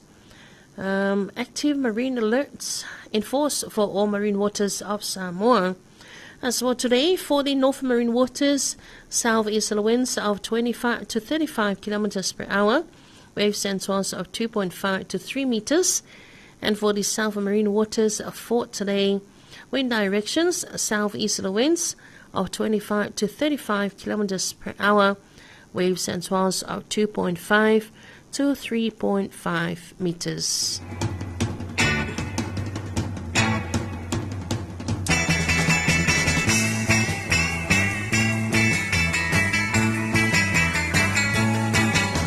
Ia lena ua mautu atu le tā o tonga lena o tātou reporti le tala tau mo le tātou tunu Samoa i o tātou lau whanua ia mai se wale tala le tau le tamai o tātou o ngā sami ma le tātou ngā tai whale. Whatasi ei, ma le reporti o manino atu ia mo nei tātou pa anga i toke lau ia lea lo o to ina atu i nei Samoa le tala le tau mo la tau mo le lea na nganga whafti te le lawa le bulenga ma le o whainga luenga lo fisa le vai tau ia o lea ua sipela le lei lawa le tala le tau o le nei aso lua la tau ia valo ia nisi o vaenga pio na iei nei ti munga mama e le aso lulu a tai au lea whaaso la tu le stofi ma le aso freili ia tātou te vai mea whaalongo lawa le tātou tala le tau ia e alan tu ina atu le tātou tala le tau tai au le taimi le tātou sota inga i lunga o penga te whailangi ina ia e si la fia ia wai fua ia ia fanga solo fo ia mai se voi tanto moto toke lang ia e fua ia ia toua fanga ia manga luenga fa tino feanga ia ile ne yaso ia na ta autumn seal feel of finangalo ia tulanga pe na il tanto tala tau o le ne yaso lua tuli tau mai se fa poponga tanto tala tau ia ile afali tula lima ile afia na neva tala watu le sunga ya pai sam ta se ma lo le usu le fionga le tau foga bless tai tele lau fionga pai manuia foi tiu te mawhaiva o le nei aso lau sunga ma le ainga le sunga ya waa poleta kitiona ta alofa lau fionga ma lolo soi fomaruia ma vutatu Sacramento, California manuia lau aso God bless tai tele lau i lau sunga waa ya ma lo foi le fianga ye ngā luenga matiu te le nei aso ia leo foi lata atu taimi lunch o mai o nei tai au ia alo sumai manantu do tele le wanga mai lunga le tele fai mali e mai lo o wala o le neiva yaso o toia e malawa o ngā nei whanau i la tau ia safa au la tu wanga last week ia o le o toe mata umale kuata lona tolu nei ia le o amatalia lena a e nafi ia peilawa nafi o le aso vele vau tu lolu fa fonga mara nei tai au o le aso nafi ia o le aso ile so roi pefu fa malama ia ta pena le potu wa onga toi fa tu langa le kesi ia ma ini le vau le luma le potu ia tele wa onga i nei lava ia mantu Samoa wa fa ia la to tonga la au i luma potu wa onga ia a faila o le lua vai aso le sa il tu wanga ia ke lo ala la o mi fa pe lunga le o la va ia o le aso la nafi le nei o neila ia le la fa mai le fa ia o nga nafi mai ia ta pena le lei mai loa lau atoa onga au mai uma api o mata upu uma o lau peni ia fa maltala le fa ia o nga ia tu ulola ia lo ma fau ta fau inga le fale le wa uma tuanga ia ai au mai sau ma mai lo ma fau fa ata mai titi a onga ia le woto ia mata o nei la to ia mata ia o onga mata upu silpasi ia e pe ona masenia il kalena fa le onga ja to se me sta to fa fianga ia o musika fa nga solo nei va inga le tai out te nari to tua mata pupula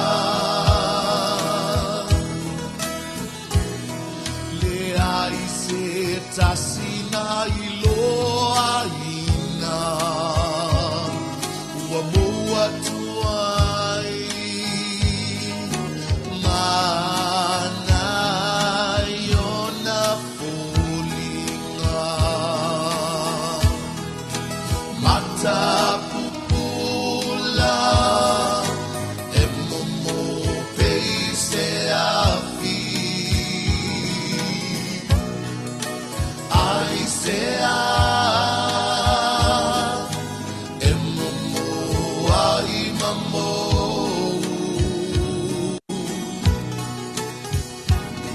pe fa'a pe feana e pupula malosi ai fa'a fua se io namo mata pupula mata pupula e mumu peise afi ai se e mumu ai mamo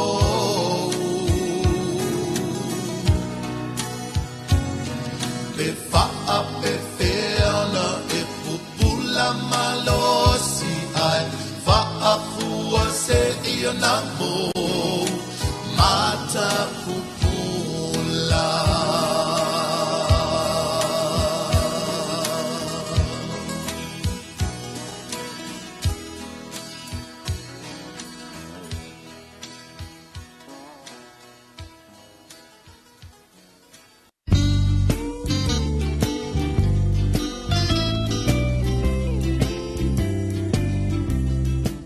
Malo joina. O fea e usu po ye. Se o te alua tupole asi la me ta pisa mai ngā taile whare komiti. Ka longol vai ngā luol polo kikian malo. La foi wapo e kumkumu e ngā kai. Mananga te le ala. Awano le leia le si taru sanga ia e mo se masini fo ile vidi ai la au. Te lo se falo lolo mo i masini yo. Ui papa, ke haru sa o alai vai tele. Ile whare loa mo whatoanga. Te mawai masini le lei. Masini anga ta o oi e kuai. Tai te le lava. O te alua tu lai le whare komiti taru sanga ia. No ti e lo le i vai tele se i mata i e masini. Fiu mai lo i tātou la lai funga lei mai tele wha peasa le longa mo le motu tele i sa la whai.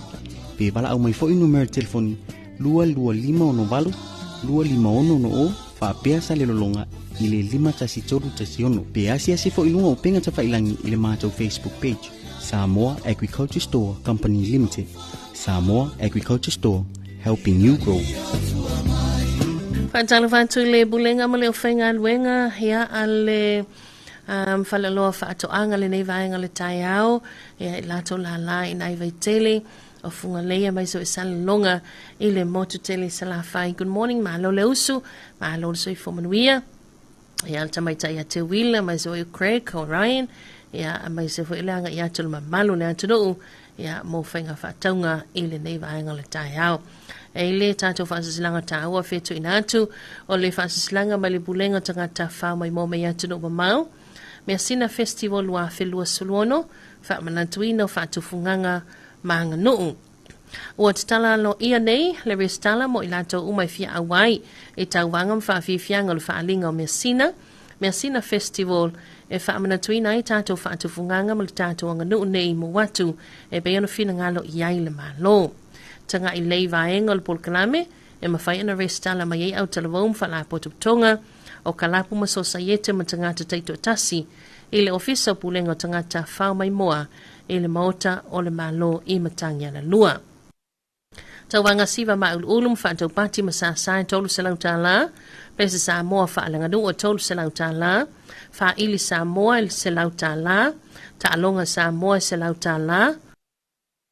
tu ngā fautasi awhi tā la, tu ngā paupau se lau tā la, tu ngā vaalo se lau tā la,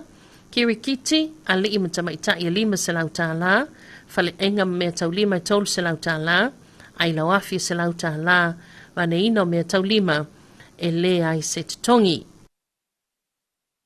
O le awha angataina umarestale le asof raile tolu sultasu i ulailu awhi luono, i le itulai whai le awhiawhi, ai o le a whaangataina umale tongi na mai o tau i le aso whareile, aso fito o kusolwa whelua suluono. Ina ia vave i tāpenanga al komiti, mo le whaatulanga ina o tātou whaalinga o Mea Sina Festival, i se tūlanga mawalunga ma le lei o na tāpena. Mo nisi whaamtalanga fia malamala mātili ai whaaso tai mai ai i whanaia tau le alo, numero telefoni ono tolu lima tasi o, po to filau poin se tia taifu, numero telefoni ono tolu lima o. Whai emal whanau tele whaatai lo sainia e le taitaifono o le komiti o tāpenanga a le Mea Sina Festival lua afe lua sefulu ma le ono.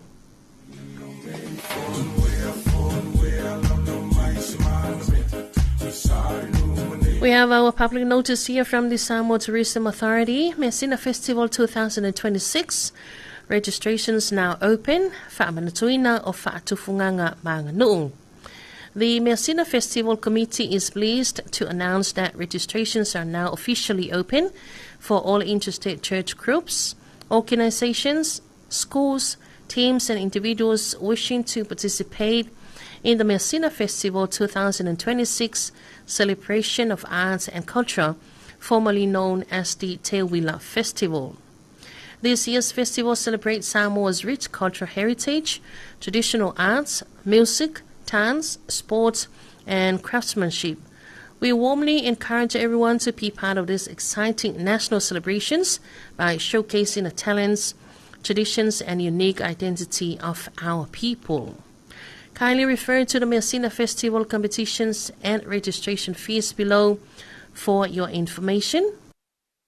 Competitions include Siva Ma'ululu and Sasa and Whataupati. Registration fee 300 tala. Besa Samoa Whaalanganuu 300 tala. Traditional and fun games 100 tala. Tu'unga Fautasi 1,000 tala. Tu'unga Paupau 100 tala. Tu'unga Va'alo 100 tala. Samoa cricket competitions, both men and women, 500 tala per team. String bands, 100 tala. Food and handicraft stores, 300 tala. Ailawafi, 100 tala. And carving competition, no registration fee. That's for free for the carving competition. Important registration dates. Registration deadline that will be on Friday, 31st of July 2026 at 4 p.m. Payment deadline that will be on Friday, the 7th of August 2026 before the close of business. All registrations will be conducted at the Samoa Tourism Authority main office, ground floor, Famo, the second building. And for further information, please contact I.E. Fanaya Taulialo or Tofilau Bonsetia Tefuan telephone numbers 63510 and 63500. That's on 63510 and 63500,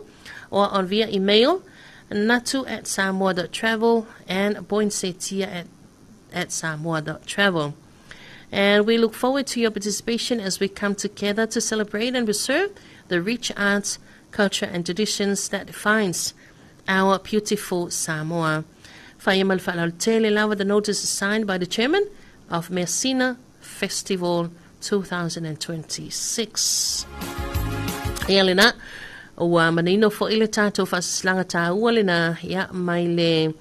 tato officer Turisi ya mole resitalaina ya otulanga ipe ona tolo lowina ya ile tato wa mfamoe na ya ile nei fo ya tato loma tu yai ya mole famana tuina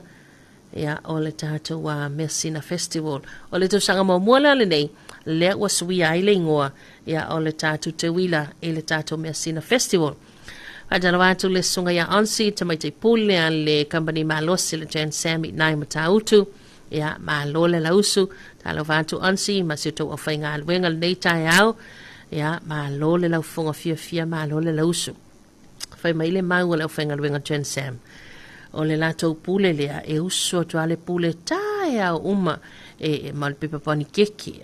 ia o meo venga sangwisi ia whaatau tuai mo meo kofe mix male au whainga luenga malana au whainga luenga mana ia ma ia sa o askaile al pule Jan Sam ia malo le la uso ansi ma se tau vaenga le ne vaenga le tai au ia tanwai ona lea ua tato nei foi malei tu la valu tu mala unangal si fongo Samoa lu api tato se mai ile toi fasala unatu mal toi tu natu o tato telefoni vai fanua tu fasia tamnena fonga ina le sunga mato ina sa ako mai tato telefo fa wa tato talano anga tato fa so malisa tato musika.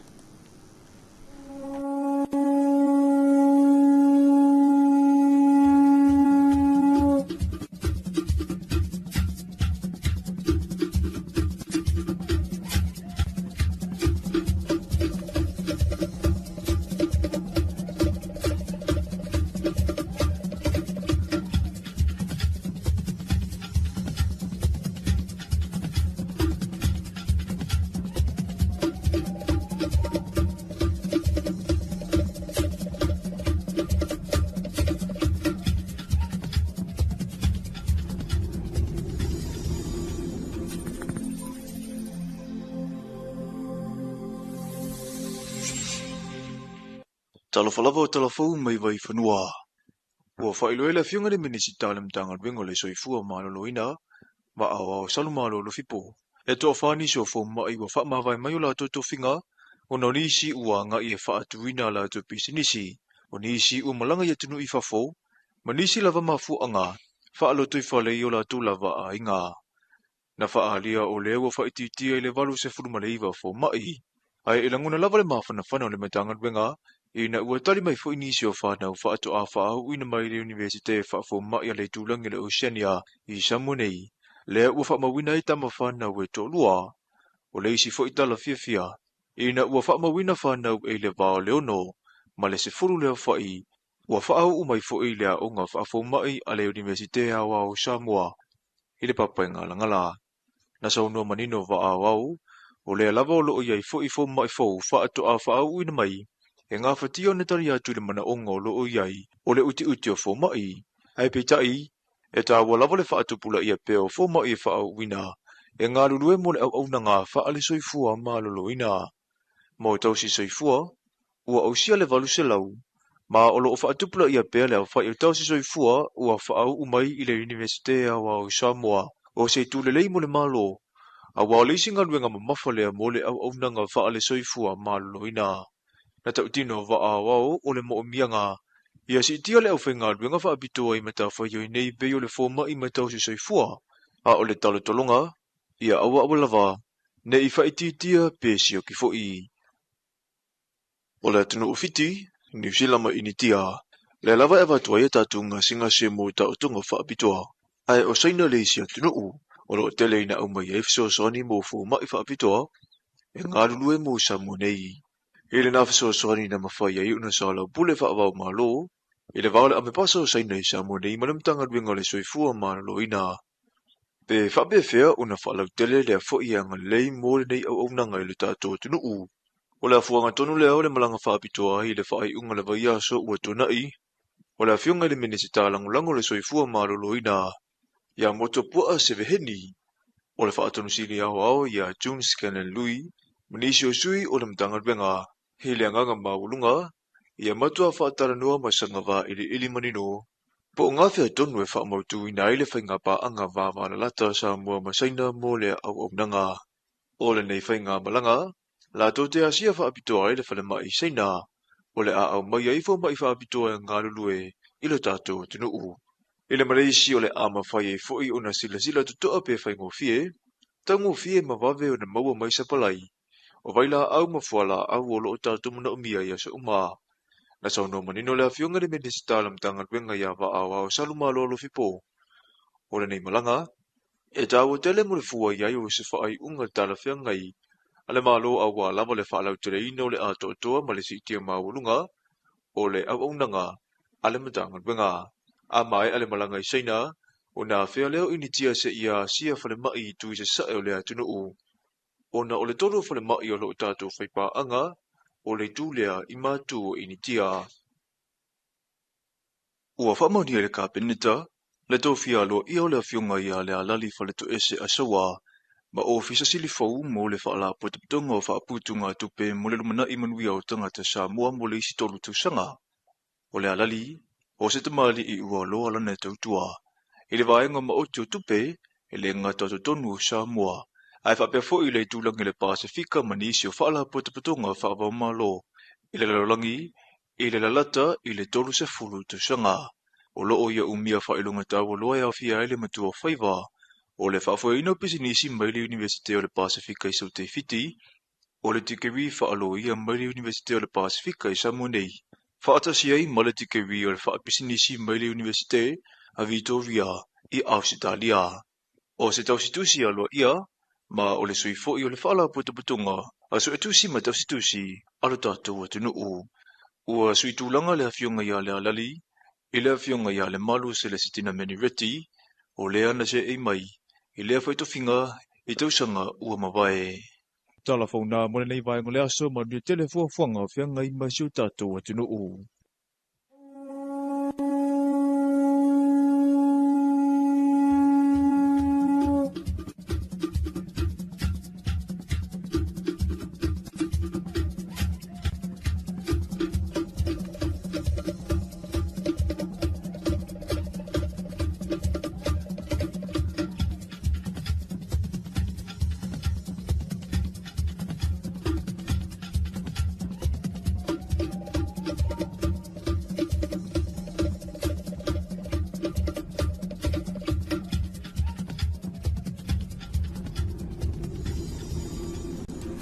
Le sunga na ia matau ai nei sa ako, ia ma le toi whaasalawina, o tātou telefon mai vai whanua le nei fo i tae au, se siono whapoponga tāna sulmalua, I le awa ule le so. Ia, se mai leo tātou taimi le o 5 minuta te ine le tu la e valu,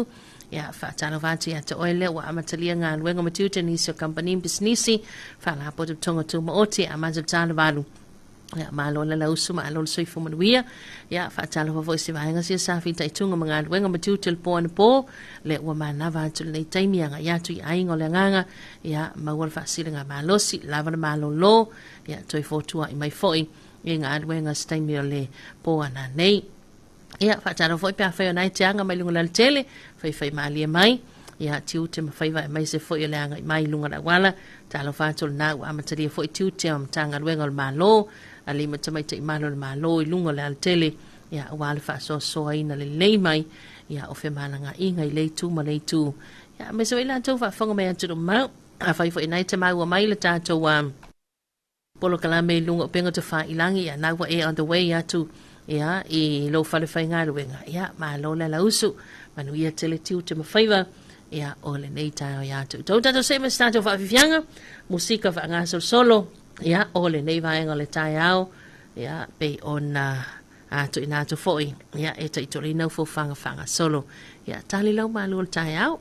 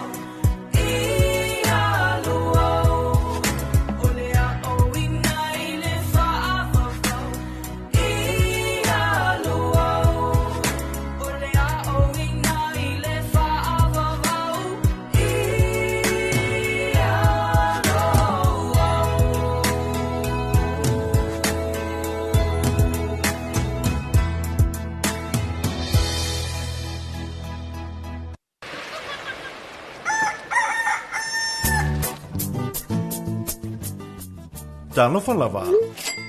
Yes, ua si tia le tau fesuia ingo tupe whaamomoli le Western Union, o lona winga ua whaateleina tupe tala. O le a whaititia tupe whaonga e lafo mai ai, ai te le o le a talaina. Ha whea nei le ofisa le number one currency Western Union pe wala au mai i le lua lima ono lua tolu, mo nisi whaamtalanga i suinga maua e o taua fesuia ingo tupe ale Western Union.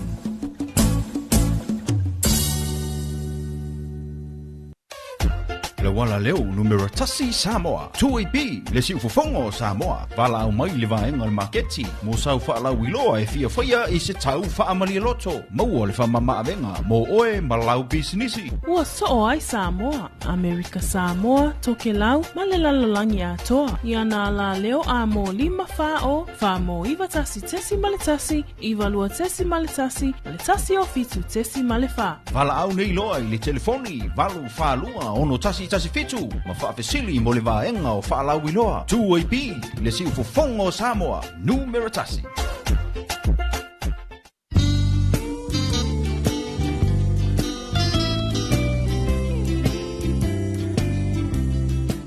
Maloto ina, o whea e usu po ie. Ke o te alua tupo le asi la me ta pisa mai ngā tai le whare komiti. Whalongo le vaenga lua le polo kikian malo, la fwoi wapo e kumkumu e ngā kai. Mānanga te le ala. Awano le leia le si taru sanga ia e mo se masini fo ili e vidi ai la au. Te lo se whalo lolo mau i masini ia. Ui papa, ke haru sa o alai vai teli. Ili whalo loa mo whatoanga. Te mawai masini le lei, masini anga ta o oi e kuai. Tai te le lava o te alua tu lai le whare komiti taru sanga ia. No ti e lo le i vai tele se i mata i e masini. Fiu mai lo i tātou la lai funga lei mai tele whaapea le longa mo le motu tele i sa la whai. Pe wala au mai fo i numero telefoni 225 251 o whaapea le longa i le 5 Pe asia se fo i lunga o penga ta whailangi i le mātou Facebook page. Samoa Agriculture Store Company Limited. Samoa Agriculture Store, helping you grow. O ni sina o tātou whaasalango whaapisinisi whaalawi loa, ia vaenga lau ki culture, whaamaloa toi foi, ia i le alausu tiute mawhaiwan moteli sala whai. Ma lord so i whomanuia, ma lo le usu nei tai au. Ia, watalo whātu, le fionga ia li o ainga whalitango ai, ia le lo mahuta mai Alaska ma zalato ainga, ma lord so i whomanuia, e le nei tai au, ma lo le lausu maria tiute mawhaiwa. Atalovanto le fionga nga seata mua i malai. Alovanto ma lo tau tuatunu ufata seati au kilani New Zealand. Atalovanto lau fionga nga seata ma lo so i fumanuia. Manuia fo i whaiwa matiu til ne yaso. Le sunga ya Pepine Navy. Good morning from Brisbane. Alofanto. After i tele Pepine. Ia alofanto fo i manuia tele. Ia whaiwa alofili mo le ne yaso. Talofa fo ile tina ya matile matiasi. Talofa le fionga te Filipepe ma lo leu sui tutel nei ta fo alovatu. After tele lava ya ile tina ya matile. Lo lava sui fo manuia tele tiute ma faival nei ta ya. Talovatu le tamaya sali moa. E usa ya solema ya mai se vo lone ya msalato ai ngai nai au ile nei vaenga le ta ya. Ya mai se ne tato pa anga umalava i Amerika Samoa le tamaya lo ipo msalanto ainga ya mai se ultina matu ya muti msalanto ainga fatalo fatu ile sunga ya talofa mai se fo ile sunga fitalenga talo fatu tonga ni atasi na inuuli fatalo fatu foi ya ile falto ya tifa le uso ya tifa msalanto wa au fainga wenga ina le Starkist ya ma lola wala la usu tiute ma favor data yao mai se ultima ita ina ya Jasmine ya fatalo vatu loa na ita pa anga Amerika Samoa ya ma lola wala so ifomanuia ma lola la usu tiute ma favor ole neta yao fatalo vatu pasta Tavita Samia ya ma se to au fainga wenga ina mala valeli faleolo ya le usu ya nime ma lola wala so ifomanuia ma lola la usu tiute ma favor ya manuia to favor lo filima le sunga ya Johannes Smith so i foman we at Filipepe bless your day fa out tele lava John and we at telefoi le nei tai ava talo fantu ile sunga le li fomai ya sunga bali i Dr. Petaya ya malefal tua le foi wala usuatu fo inga luenga matiute ia au ale soasoani fo'i ia I fili o le tino feagai ma lo tatou atunuu malo le soifo manuia ave taavale o lenei taeao ia malo fai o le faiva malo lava le soifo manuia iā toutou a talofa atu fo'i nai matua I tole mota malaua ia o le si le fatoa mai atu le fanga lau sulu ia le stoina le fatoa mai atu ia fola lau fala le silo matua ia le la fatoa mai ua mai tatu fa salanga ia fa tala vatu mai lo soifo manuia ia to matu le nei tai au fa tala vatu le ai lo matu tu e pulotu le moteli sala fai ia mai se foi o mabu fangalele ia ma lo lava le soifo manuia ia to matu le senga nei tamai tai tapu sa ma le au ngā lue ia mai so tonu so se mauta ngase ia le fionga ia le ota to elang sa lanto vaenga ina I sa taua fale mai fatu malo sa taua ia mai sa nei tatu fale mai ma lava le tatu tunu ia ma lo lava le lausu ma lo le soifo manuia le o se a mary sa lanto vaenga ina le falfailele mtutua ia ma lo le soifo manuia ma lo fo le ono sa inga luenga matute o le taimelo wati le o lusfala minuta te ene leito la valu afala valu ia tatu se mai whaamanianga soifo mas whanau la so luas fultasi nei o le masina o iulai ia to ina mai lau whaamanianga I lunga penga te whailangi ia to la wina ma fungai natu e le tatu poklami pe afali tu la valu e le tai o nei mai vania to loa ia to teu whaamanaia lo valele ia ele ngata to teu ia u fonga nei tai au ia to teu ma nei o ingale ai whapaka kula le speaker sanguisi ia po mai le spiko le pu kofe vela o tanto por kalame le fa ngangi me vo inga o foundation ma ia o tanto por kalame vali va penga vali koko esi ia e la kulanga vali la nguku vo inga le o le sua fa ia la kulanga vali la maka o le sanguisi ia va pena alisina vai vevelo le tai au so swani ate oilo wala usumai ya mai se le malulu le po ana po le fo usu mal tai au ya ma wasina vai vevela tali la malu le tai au ya wase kwelu palingi la vanga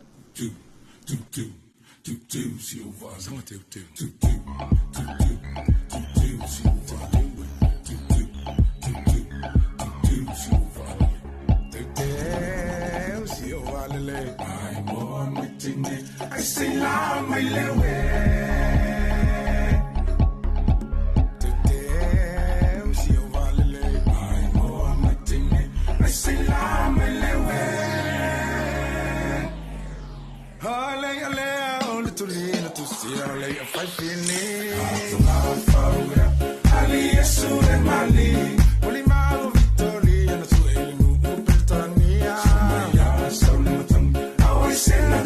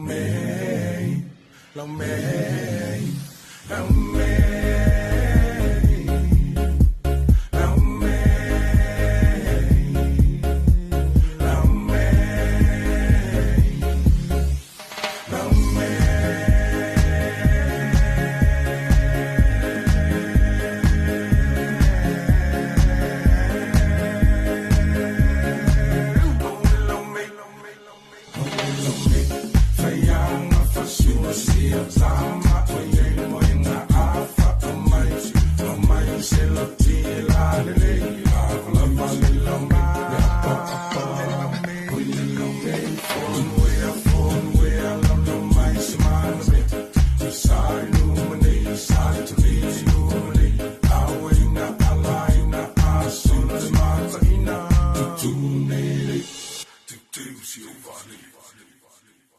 Le polka la melo ofise o komisio ngā ruenga de malo. Talofa ma le laufufonga fia. O le sini au tu o le whaale leo o nanga ina ia bawe ma ato tōna le whaatinonga. Ma ia whaia ma le laufufonga fia. Ia whaataua ina le whaale leo o nanga lau tele. Ma ia wha malo sianga tau sile tangata whai ngā ruenga uma le malo. Ai maise teime tau tuai mo le malu o le atunu. Ia mata ata ma wha alo. E whaataua ina foi fina ngalo whaalia. Ale ma malu o le atunu. E alai pepa fisili ma le ngaru e whaatasi ai. Man ma malu lau tele. O le nau ta inga. Ina e tuina atu se au nanga ma le laufufonga fia. Ma le wha maoni. E wha mani ina e so se tasi o le ma malu le atunu.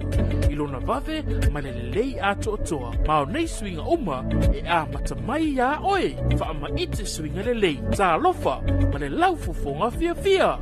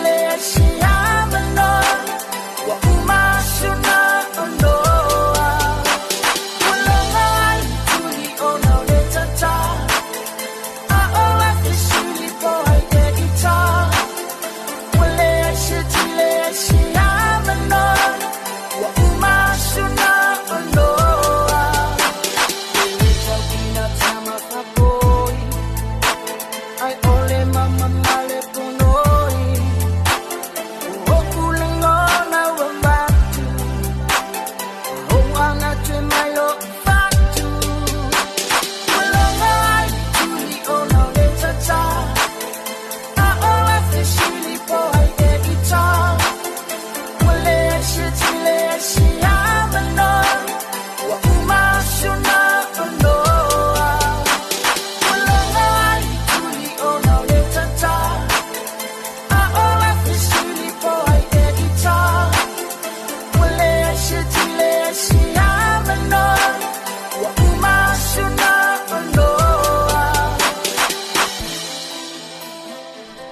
Ole whawhiwhianga na musika sui whewhilo i nei vaenga le tai au, mai a paunga tai longo i pule, longo le tuli le tā.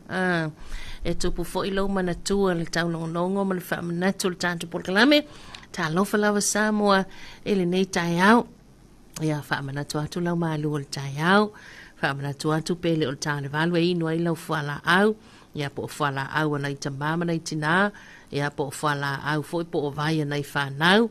Ia mai se tulanga pisi pe ona I whemalanga inga le nei tai au. Ia ona o le utoia e malawa o ngā nei whanau. Ia ua lewa fo ina look forward ia le autinifu fo ina ia awhai o le whani whaatau le atoa o ngā forward nei kuata. Ia whape nāman melta mai diti. Ia tuwahi na au se I whawhalanga ako a o ngā fo o lana whanuwai fo o lana lunchbox fo. Ia hanlu e whaaliali lana friend le aonga. O le asolona lua le nei. Talon toia ea o ngā nei whanau tulanga pe ona iai ia le nei kuata lona tolu. Na lea sa ta ue e tātou talafou ia le whina ngalo fo ia pe ona sau noa matauwha iai lea fionga le li men stāna matanga ruenga le soifo maloloina ona polva au au salu malolo fpo ia ile tulanga pe ona whase tua ngalu e seina nisi o fo mai ia nisi fo ia la tau lava fuafuanga personal reasons ia ai whailoa lea nganga lea fionga le men star ele o iei se popo le nga tele tulanga lea ia ona o lea e a ngai e seisi ia ua tāpunia le whaidatoa o le tautua whaafoma ia nisi tātou tangaruenga le sui fo malaloina ia o le ua ngai ia i nisi fo ia lātou fuafuanga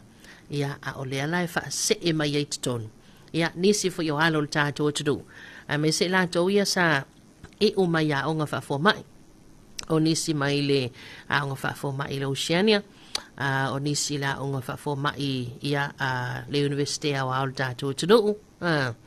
ia mai la tau lea sa o onga ia tunu mamau o lea ua whaai uina mai I le whaai longa le doctor ia o lea lai mawhai ona soi tūlangai ia na inisi whai o tamali I o le tātou o tunu ia o lea ua whaase tua ngaru e se nisi o lātou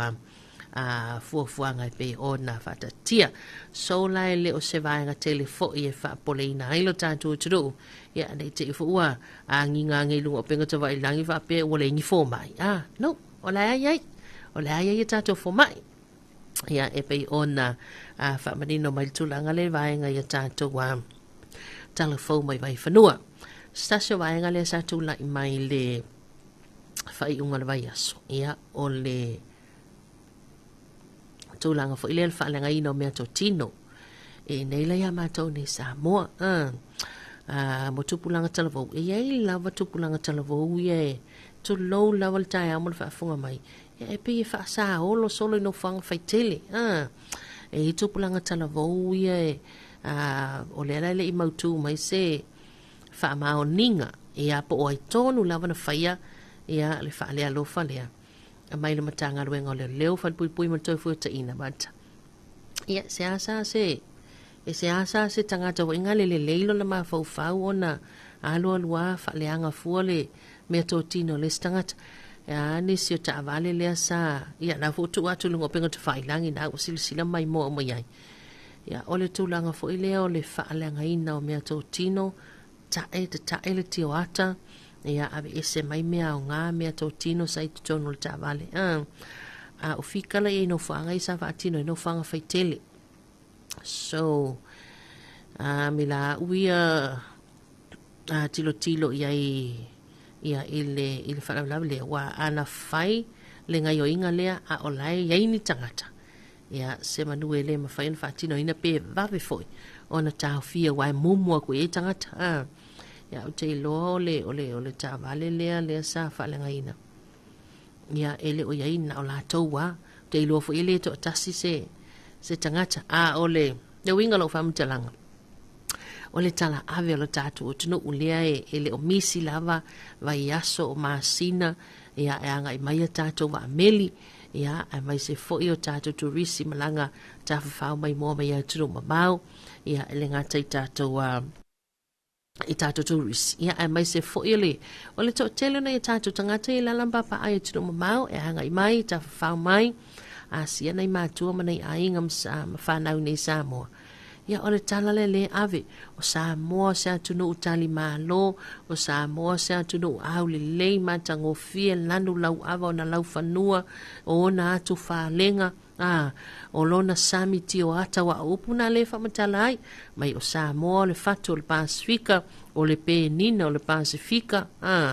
ia alu atu le tala ave lo tātou tunu te le tala whaasalpito o mea ua whaamawina tutupu tonu le tātou tunu ia ai mongo kwa ima mafasi whaatalai e pi le mana ile avato yo tala wale sila umaa ilunga o penga te whailangi ilunga o Facebook na wangi ngā tuai ia ta avale ia ole au tu lou taia ole au ngā oi ole au kalepe mea ole au whao mea tō tino ia ole a pe sa mata i tua ia fio anga malalafanga ia ai pe oa wale saola whaatinonga mga yoinga ia ona o le hotele o ainga o whaapi ia lato security cameras ia lato maota malawa lea fo ina mauail whaalenga ina o mea tō tino o le malo ta whana ia moli le awal tele ia lenga maua le ia maua camera ia tō tele i lato weanga i maile au whainga ruenga ia alu lato o so whainga ia i se whale o se ainga ave ese mea tō tino ia o whaakau maua le tupe vai whaakau ai le pipi ai le whaangau alai ai ese le menga sau ai le tupe lea ia o nisi o ainga ia ua tele lava ina koe kikika i lua loka o whikoko o whale o loka o pā ia mo le sefe a mese voi a ngā wailo o tal noa atu le deitai au ia whai o nā ua e tapena te anga i ese mailo maota malulaua ia ai le ise seno vo le whale toi siaki ane wha mole o le wha manato male tua lalo toi siaki tasi lawa toi savali sao toi savali atu lava le itu itua po o mau mai le loka o le whaitoa la itua ia o le palaka o le auli ia o le sangwisi o le whalangi sosa bea ia na tapena ile malu o le tai au po o tapele o ngā umu lea sa whai ile malu o le tai au tu e stoi ina masilo matua ia wana i tato matua fia la ua ia nofoi ile whale vo inga le ta lai se ava mai e o ma ua ia a whai fo i tō whawhai te tōno le whalepalang ia fia la i fo tātou au whainga ruenga wa levanga pakeko mai lumai o le mele le whale o ma ia peila i tele an nofo i la ua i o a mai le mai puki i lumai i ma ke ngofo i a ma ua i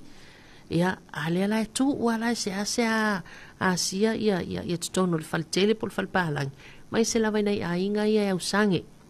ia pe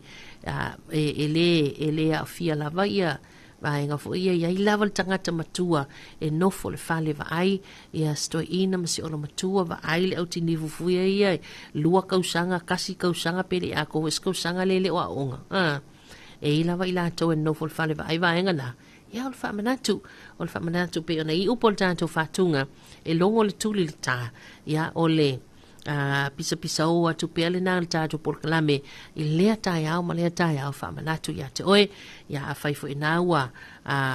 ia nga i lo sa ia o le atu ua lo ainga toi siaki atu lava tua pele o tamo e mai ai ia pepe fo i lea sau e lai kangi me mga o ke luo mai mama dad ia po i se vaenga o tua ia po se tai fau fo i inga i tai fau mana ia se a sao iai ia nisi fo i o mai se lava i tupulanga talavou ia e le afia matangi le whamatalanga ia ai ona o le mea o le tupu pea ma tupu pea lo tātou tunu ia e pi fu ingali pi e tele a tala lelei ia e iai fo ia e kakauanga oso mai se tala wha ale lelei fo ilia ia e vau ia ele to ina atu mo le sala lau atu le tala manaia ia ilo tātou tunu ai lo whamanatul na ia toi siaki lo maota mo laua o vaenga umana toi siaki lo wala fai foi le te anga mai afio anga mala fanga tua ia le ngata tu manel ho tele sena fai ia ma tunu mau fai mau lo fai fai ngaluenga ia toi siaki le lelo wala ni te wa fai na lo wala tele fa le tonu ma fai na i lo fina ngalo ia o le to a anga ia tu mo le amatanga o ngaluenga matiute le o toi luas fulu male 2 minuto le ton tale o le tula e iva Adalavanto le songa ya fase au kuso Talofa te Filipepel ta manuia ma lol tautua nei Talofanto mo oe tai tele lau songa fase ya Alofanto foi manuia tele tiu te mawhaiva o le niaso fa Talofanto le le fionga ia tai tuunga ma tuia Patricia ia malolo soifo manuia tele lua faiva o le nei aso lo fatuso manuia tiute ma faiva talo fatia Oriana fai oloa fale laulii ia le lo mai mo mai ngā ruenga ma tiute i nai California ia malo lava le vola talata le taimi malolo taimi lunch ia malolo on sa i tiute ma faiva o le nei ia mauli a tau lo fatuso manuia tele lo waso Tato se mai stato fafifianga, whaamanianga soi formas whanau, whaamanianga o soi formas whanau, aso lua sultasi nei, ia ole masina o iulai, ia ele tato solinga neito sanga. Whaatalo whatuai, whaamanuia tuai le, aso whanau o le li ia baby John Ioane, ia o Papakura i New Zealand, Whaaftai I le alii ua aulia manuia mai e oe san le atoanga o lou lua I tausanga I le aso. Alofa le atua ia ma whaapopo nis tausanga stele mo oe ma ia whaawaulan whaamalolonga mo oe o whiangai oe le atali I mamai o le tino. Alofa anga mai lo grandpa ma lo grandma. Alofa anga mai yo uso ma tutua ma lo tua fine ia asile lo whaanga mo oe mai a mama dad. Yeah, happy birthday John, baby John. Manuia telele atoanga lolua I tausanga ia ele so. Hajalavatu le songa ya whatupu mangele to'o. Talofa watching from New Zealand. Yeah, manuia ne asalo sunga whatupu. Ma lord whatus mai whafte tele. Manuia telele waso. Yeah. Ele ngato baby John. Mo ilato malawa whamana tuina le sos tausanga whapopol soifoma le ola. Ia whaaftai ma vi ia le alofa malanga leo le tua. Si atali isi o John le a mailo na swana uva mai ia o lo whiangai ma mai il tino. Ia a o leo a toa le tolu se lau ono suli maso o le ola o sia foi atali. Ia vi ia le ali. Wau lawana lana wha malo longa ia te oi John. Ia mai se foi. Ia o waia wha sino tonu ia ile ni aso so lua sultasi nei o le masina iulai. Ia vi ia le anga le tua ma wha manuia tele le tua ia tu lui ma wha upopo pianista usanga stele le soifoma le ola ia awa maftanga ma ainga nei ia ile nei no fuanga ile fai mo tatou e ia fo ila tau a fea ile apong sa ona le malanga limu le oti wha mai sem wha mawhanwhana le ngango le li le use a menime ia ona o le wala upa ia le tua I sio ainga ia o le saso atu nan tātou polklame ile nei vaenga le tai au pa ia tu le ngango le tua I lo fina ngalo mai so no whahalo o nei mātua ia manai ainga ia ona o le wala aua le tua ia ile tamao le ainga so so ni atu le ngango le lii ia a pele pea ma musu ia lo fina ngalo ile fai ngofie ile fai ngofie me le o le motu sia o le maftanga ma sepele ia ele loto ma le anganga ma le mafau ia oi foi la tau le ngata le uso ia nime o ai lo o fe ngai fa no anga nei taimi ia ona o le malanga limu le oti ia ma lo sai ma lo loto tele talo lava tanto por klami le ngango le tua ia na te fo ina o tau fina ngalo tinga ia ma manu o le fina ngalo ia ele nei taimi fa ngata ona ole malanga limu le oti so sonia tu lo na nganga ia tau. Se mai lol tātou taimi. Lea ua toes fuluma le 1 minuta le toena tālea o leitu la iwa. Whātalawantu la sunga yana amanu vese motu makalio. Tau manuia mahu tātou nei papa toi New Zealand. Ho ua lo whaanga fia moli atum whaamanianga mosio ma ua grandson. Ia keni sene I toa mua. Vi ia lea tua wa atolo na tasi tau sanga. Alofa anga e watu ia whono ti kone lio ma tu tasi nei papa toi New Zealand. God bless. Ia. Happy birthday Geni Sene o toa mua. Manuia le atoanga loulua I tau sanga I le so. Alofa anga mwhaamanianga. Ia mai I na iau ainga uma. Ia mai sero o grandpa ma grandma. Ia I papa toi New Zealand. Ia alofa tele mai ia pa fonoti kone lio ia manana tu tasi papa toi mo oe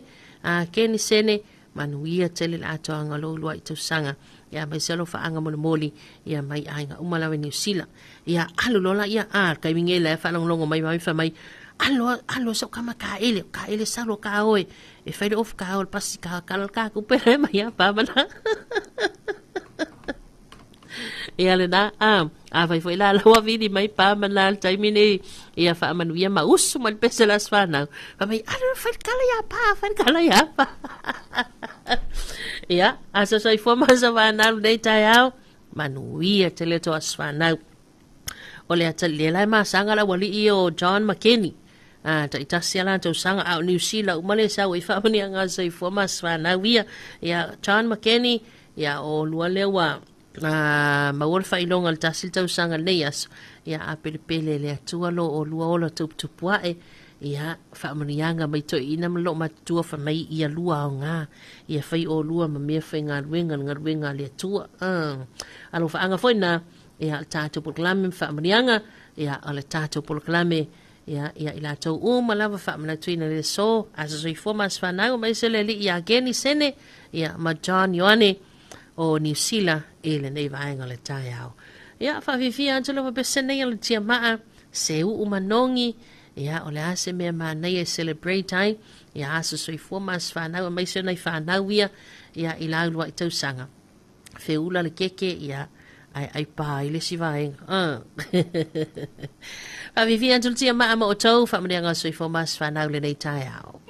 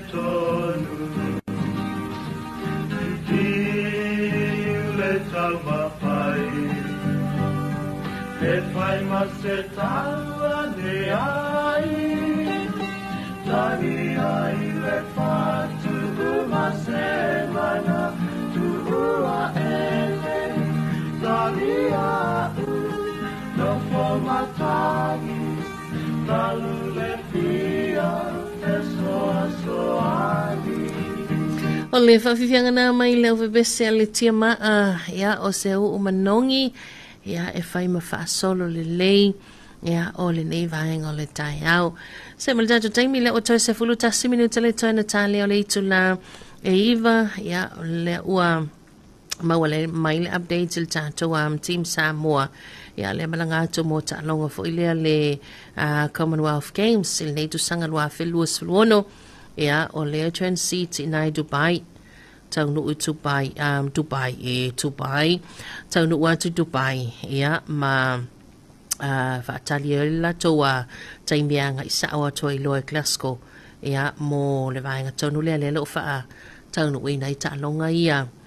le Commonwealth Games lua whelua sulumo leono, ia all the best, talo whai, ia ma taile tua le oto ai tau nuu fo i nei tātou pa anga ia na ia tātou ala mo whanau ia lea fwoi lok mahuta mai lātou ia ilungo tātou penga ta whailangi ia olo o ala lofa tele atu lo tātou o tunu ma tāpo i atu lo tātou o tunu ia o tau whaiva manaia ia a wasi ai mo Samoa whamanuia lea tua anga lelea tua sau mea uma o lo o tau iai lona toto o whale no nofo ai o ta avale o mea uma i whiawa iai ia o lawe tau tā umawham vea o ma mea uma na ia anga lele tua ia tau. Adala wātu le songa ia Elisau, ma lol tau tua le ia so manuia tele.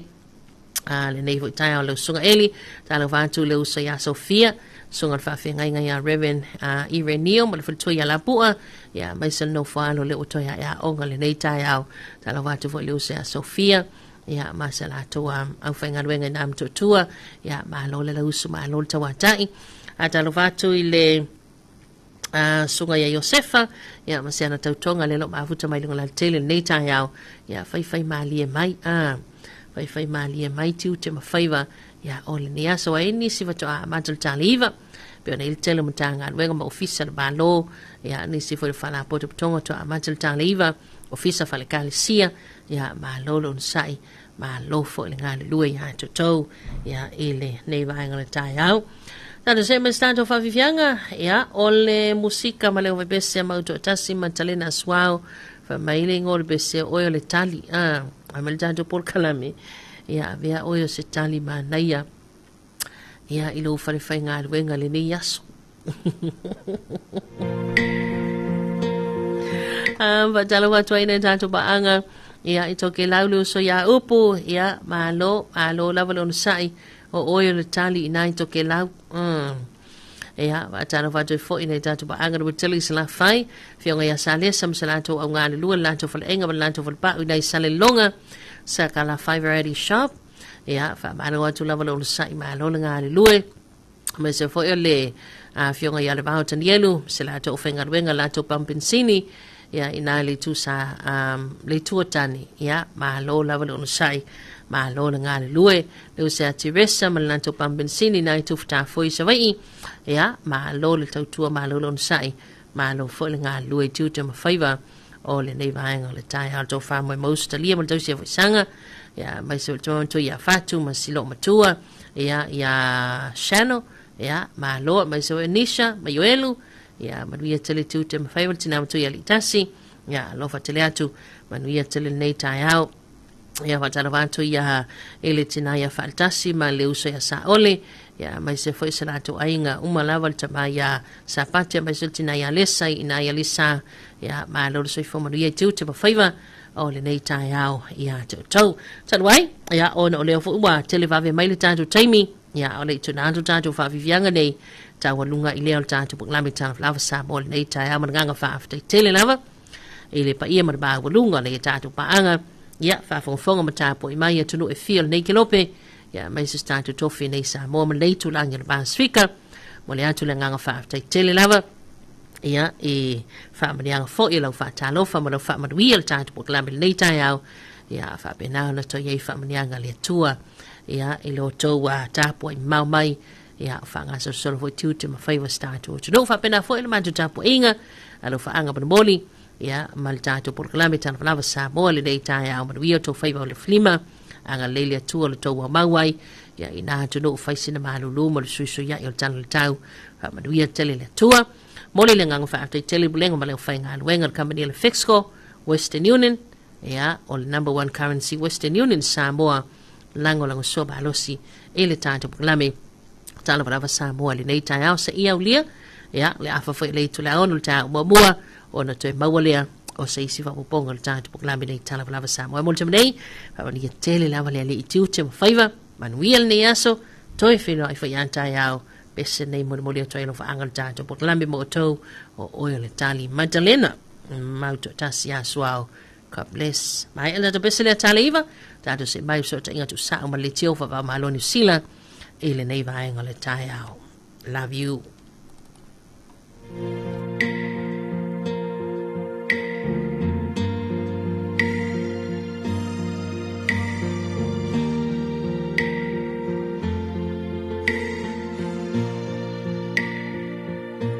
Fatu utata vale ilenetina una oletani famanga mai manatu kwa faiva vale ilene ya lofa o oletani se ifo imai sa owa emauna asahina nevasa sa ifo ilama ise sesa unfaya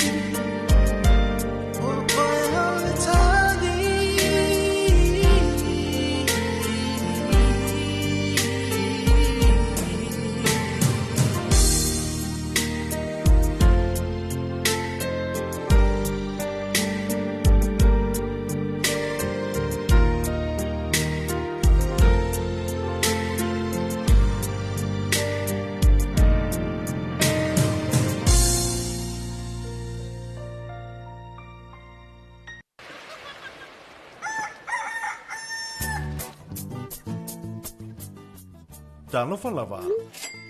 Yes. Ua si tia le tau fesuia inga o tupe wha amamoli le Western Union. O lona winga ua whaateleina tupe tala. O le a whaititia tupe wha o ngai lafo mai ai. Ai te le o le a talaina. Ha whea nei le official and number one currency Western Union. Pe wala au mai i le lua lima ono lua tolu. Mo nisi wha mtalanga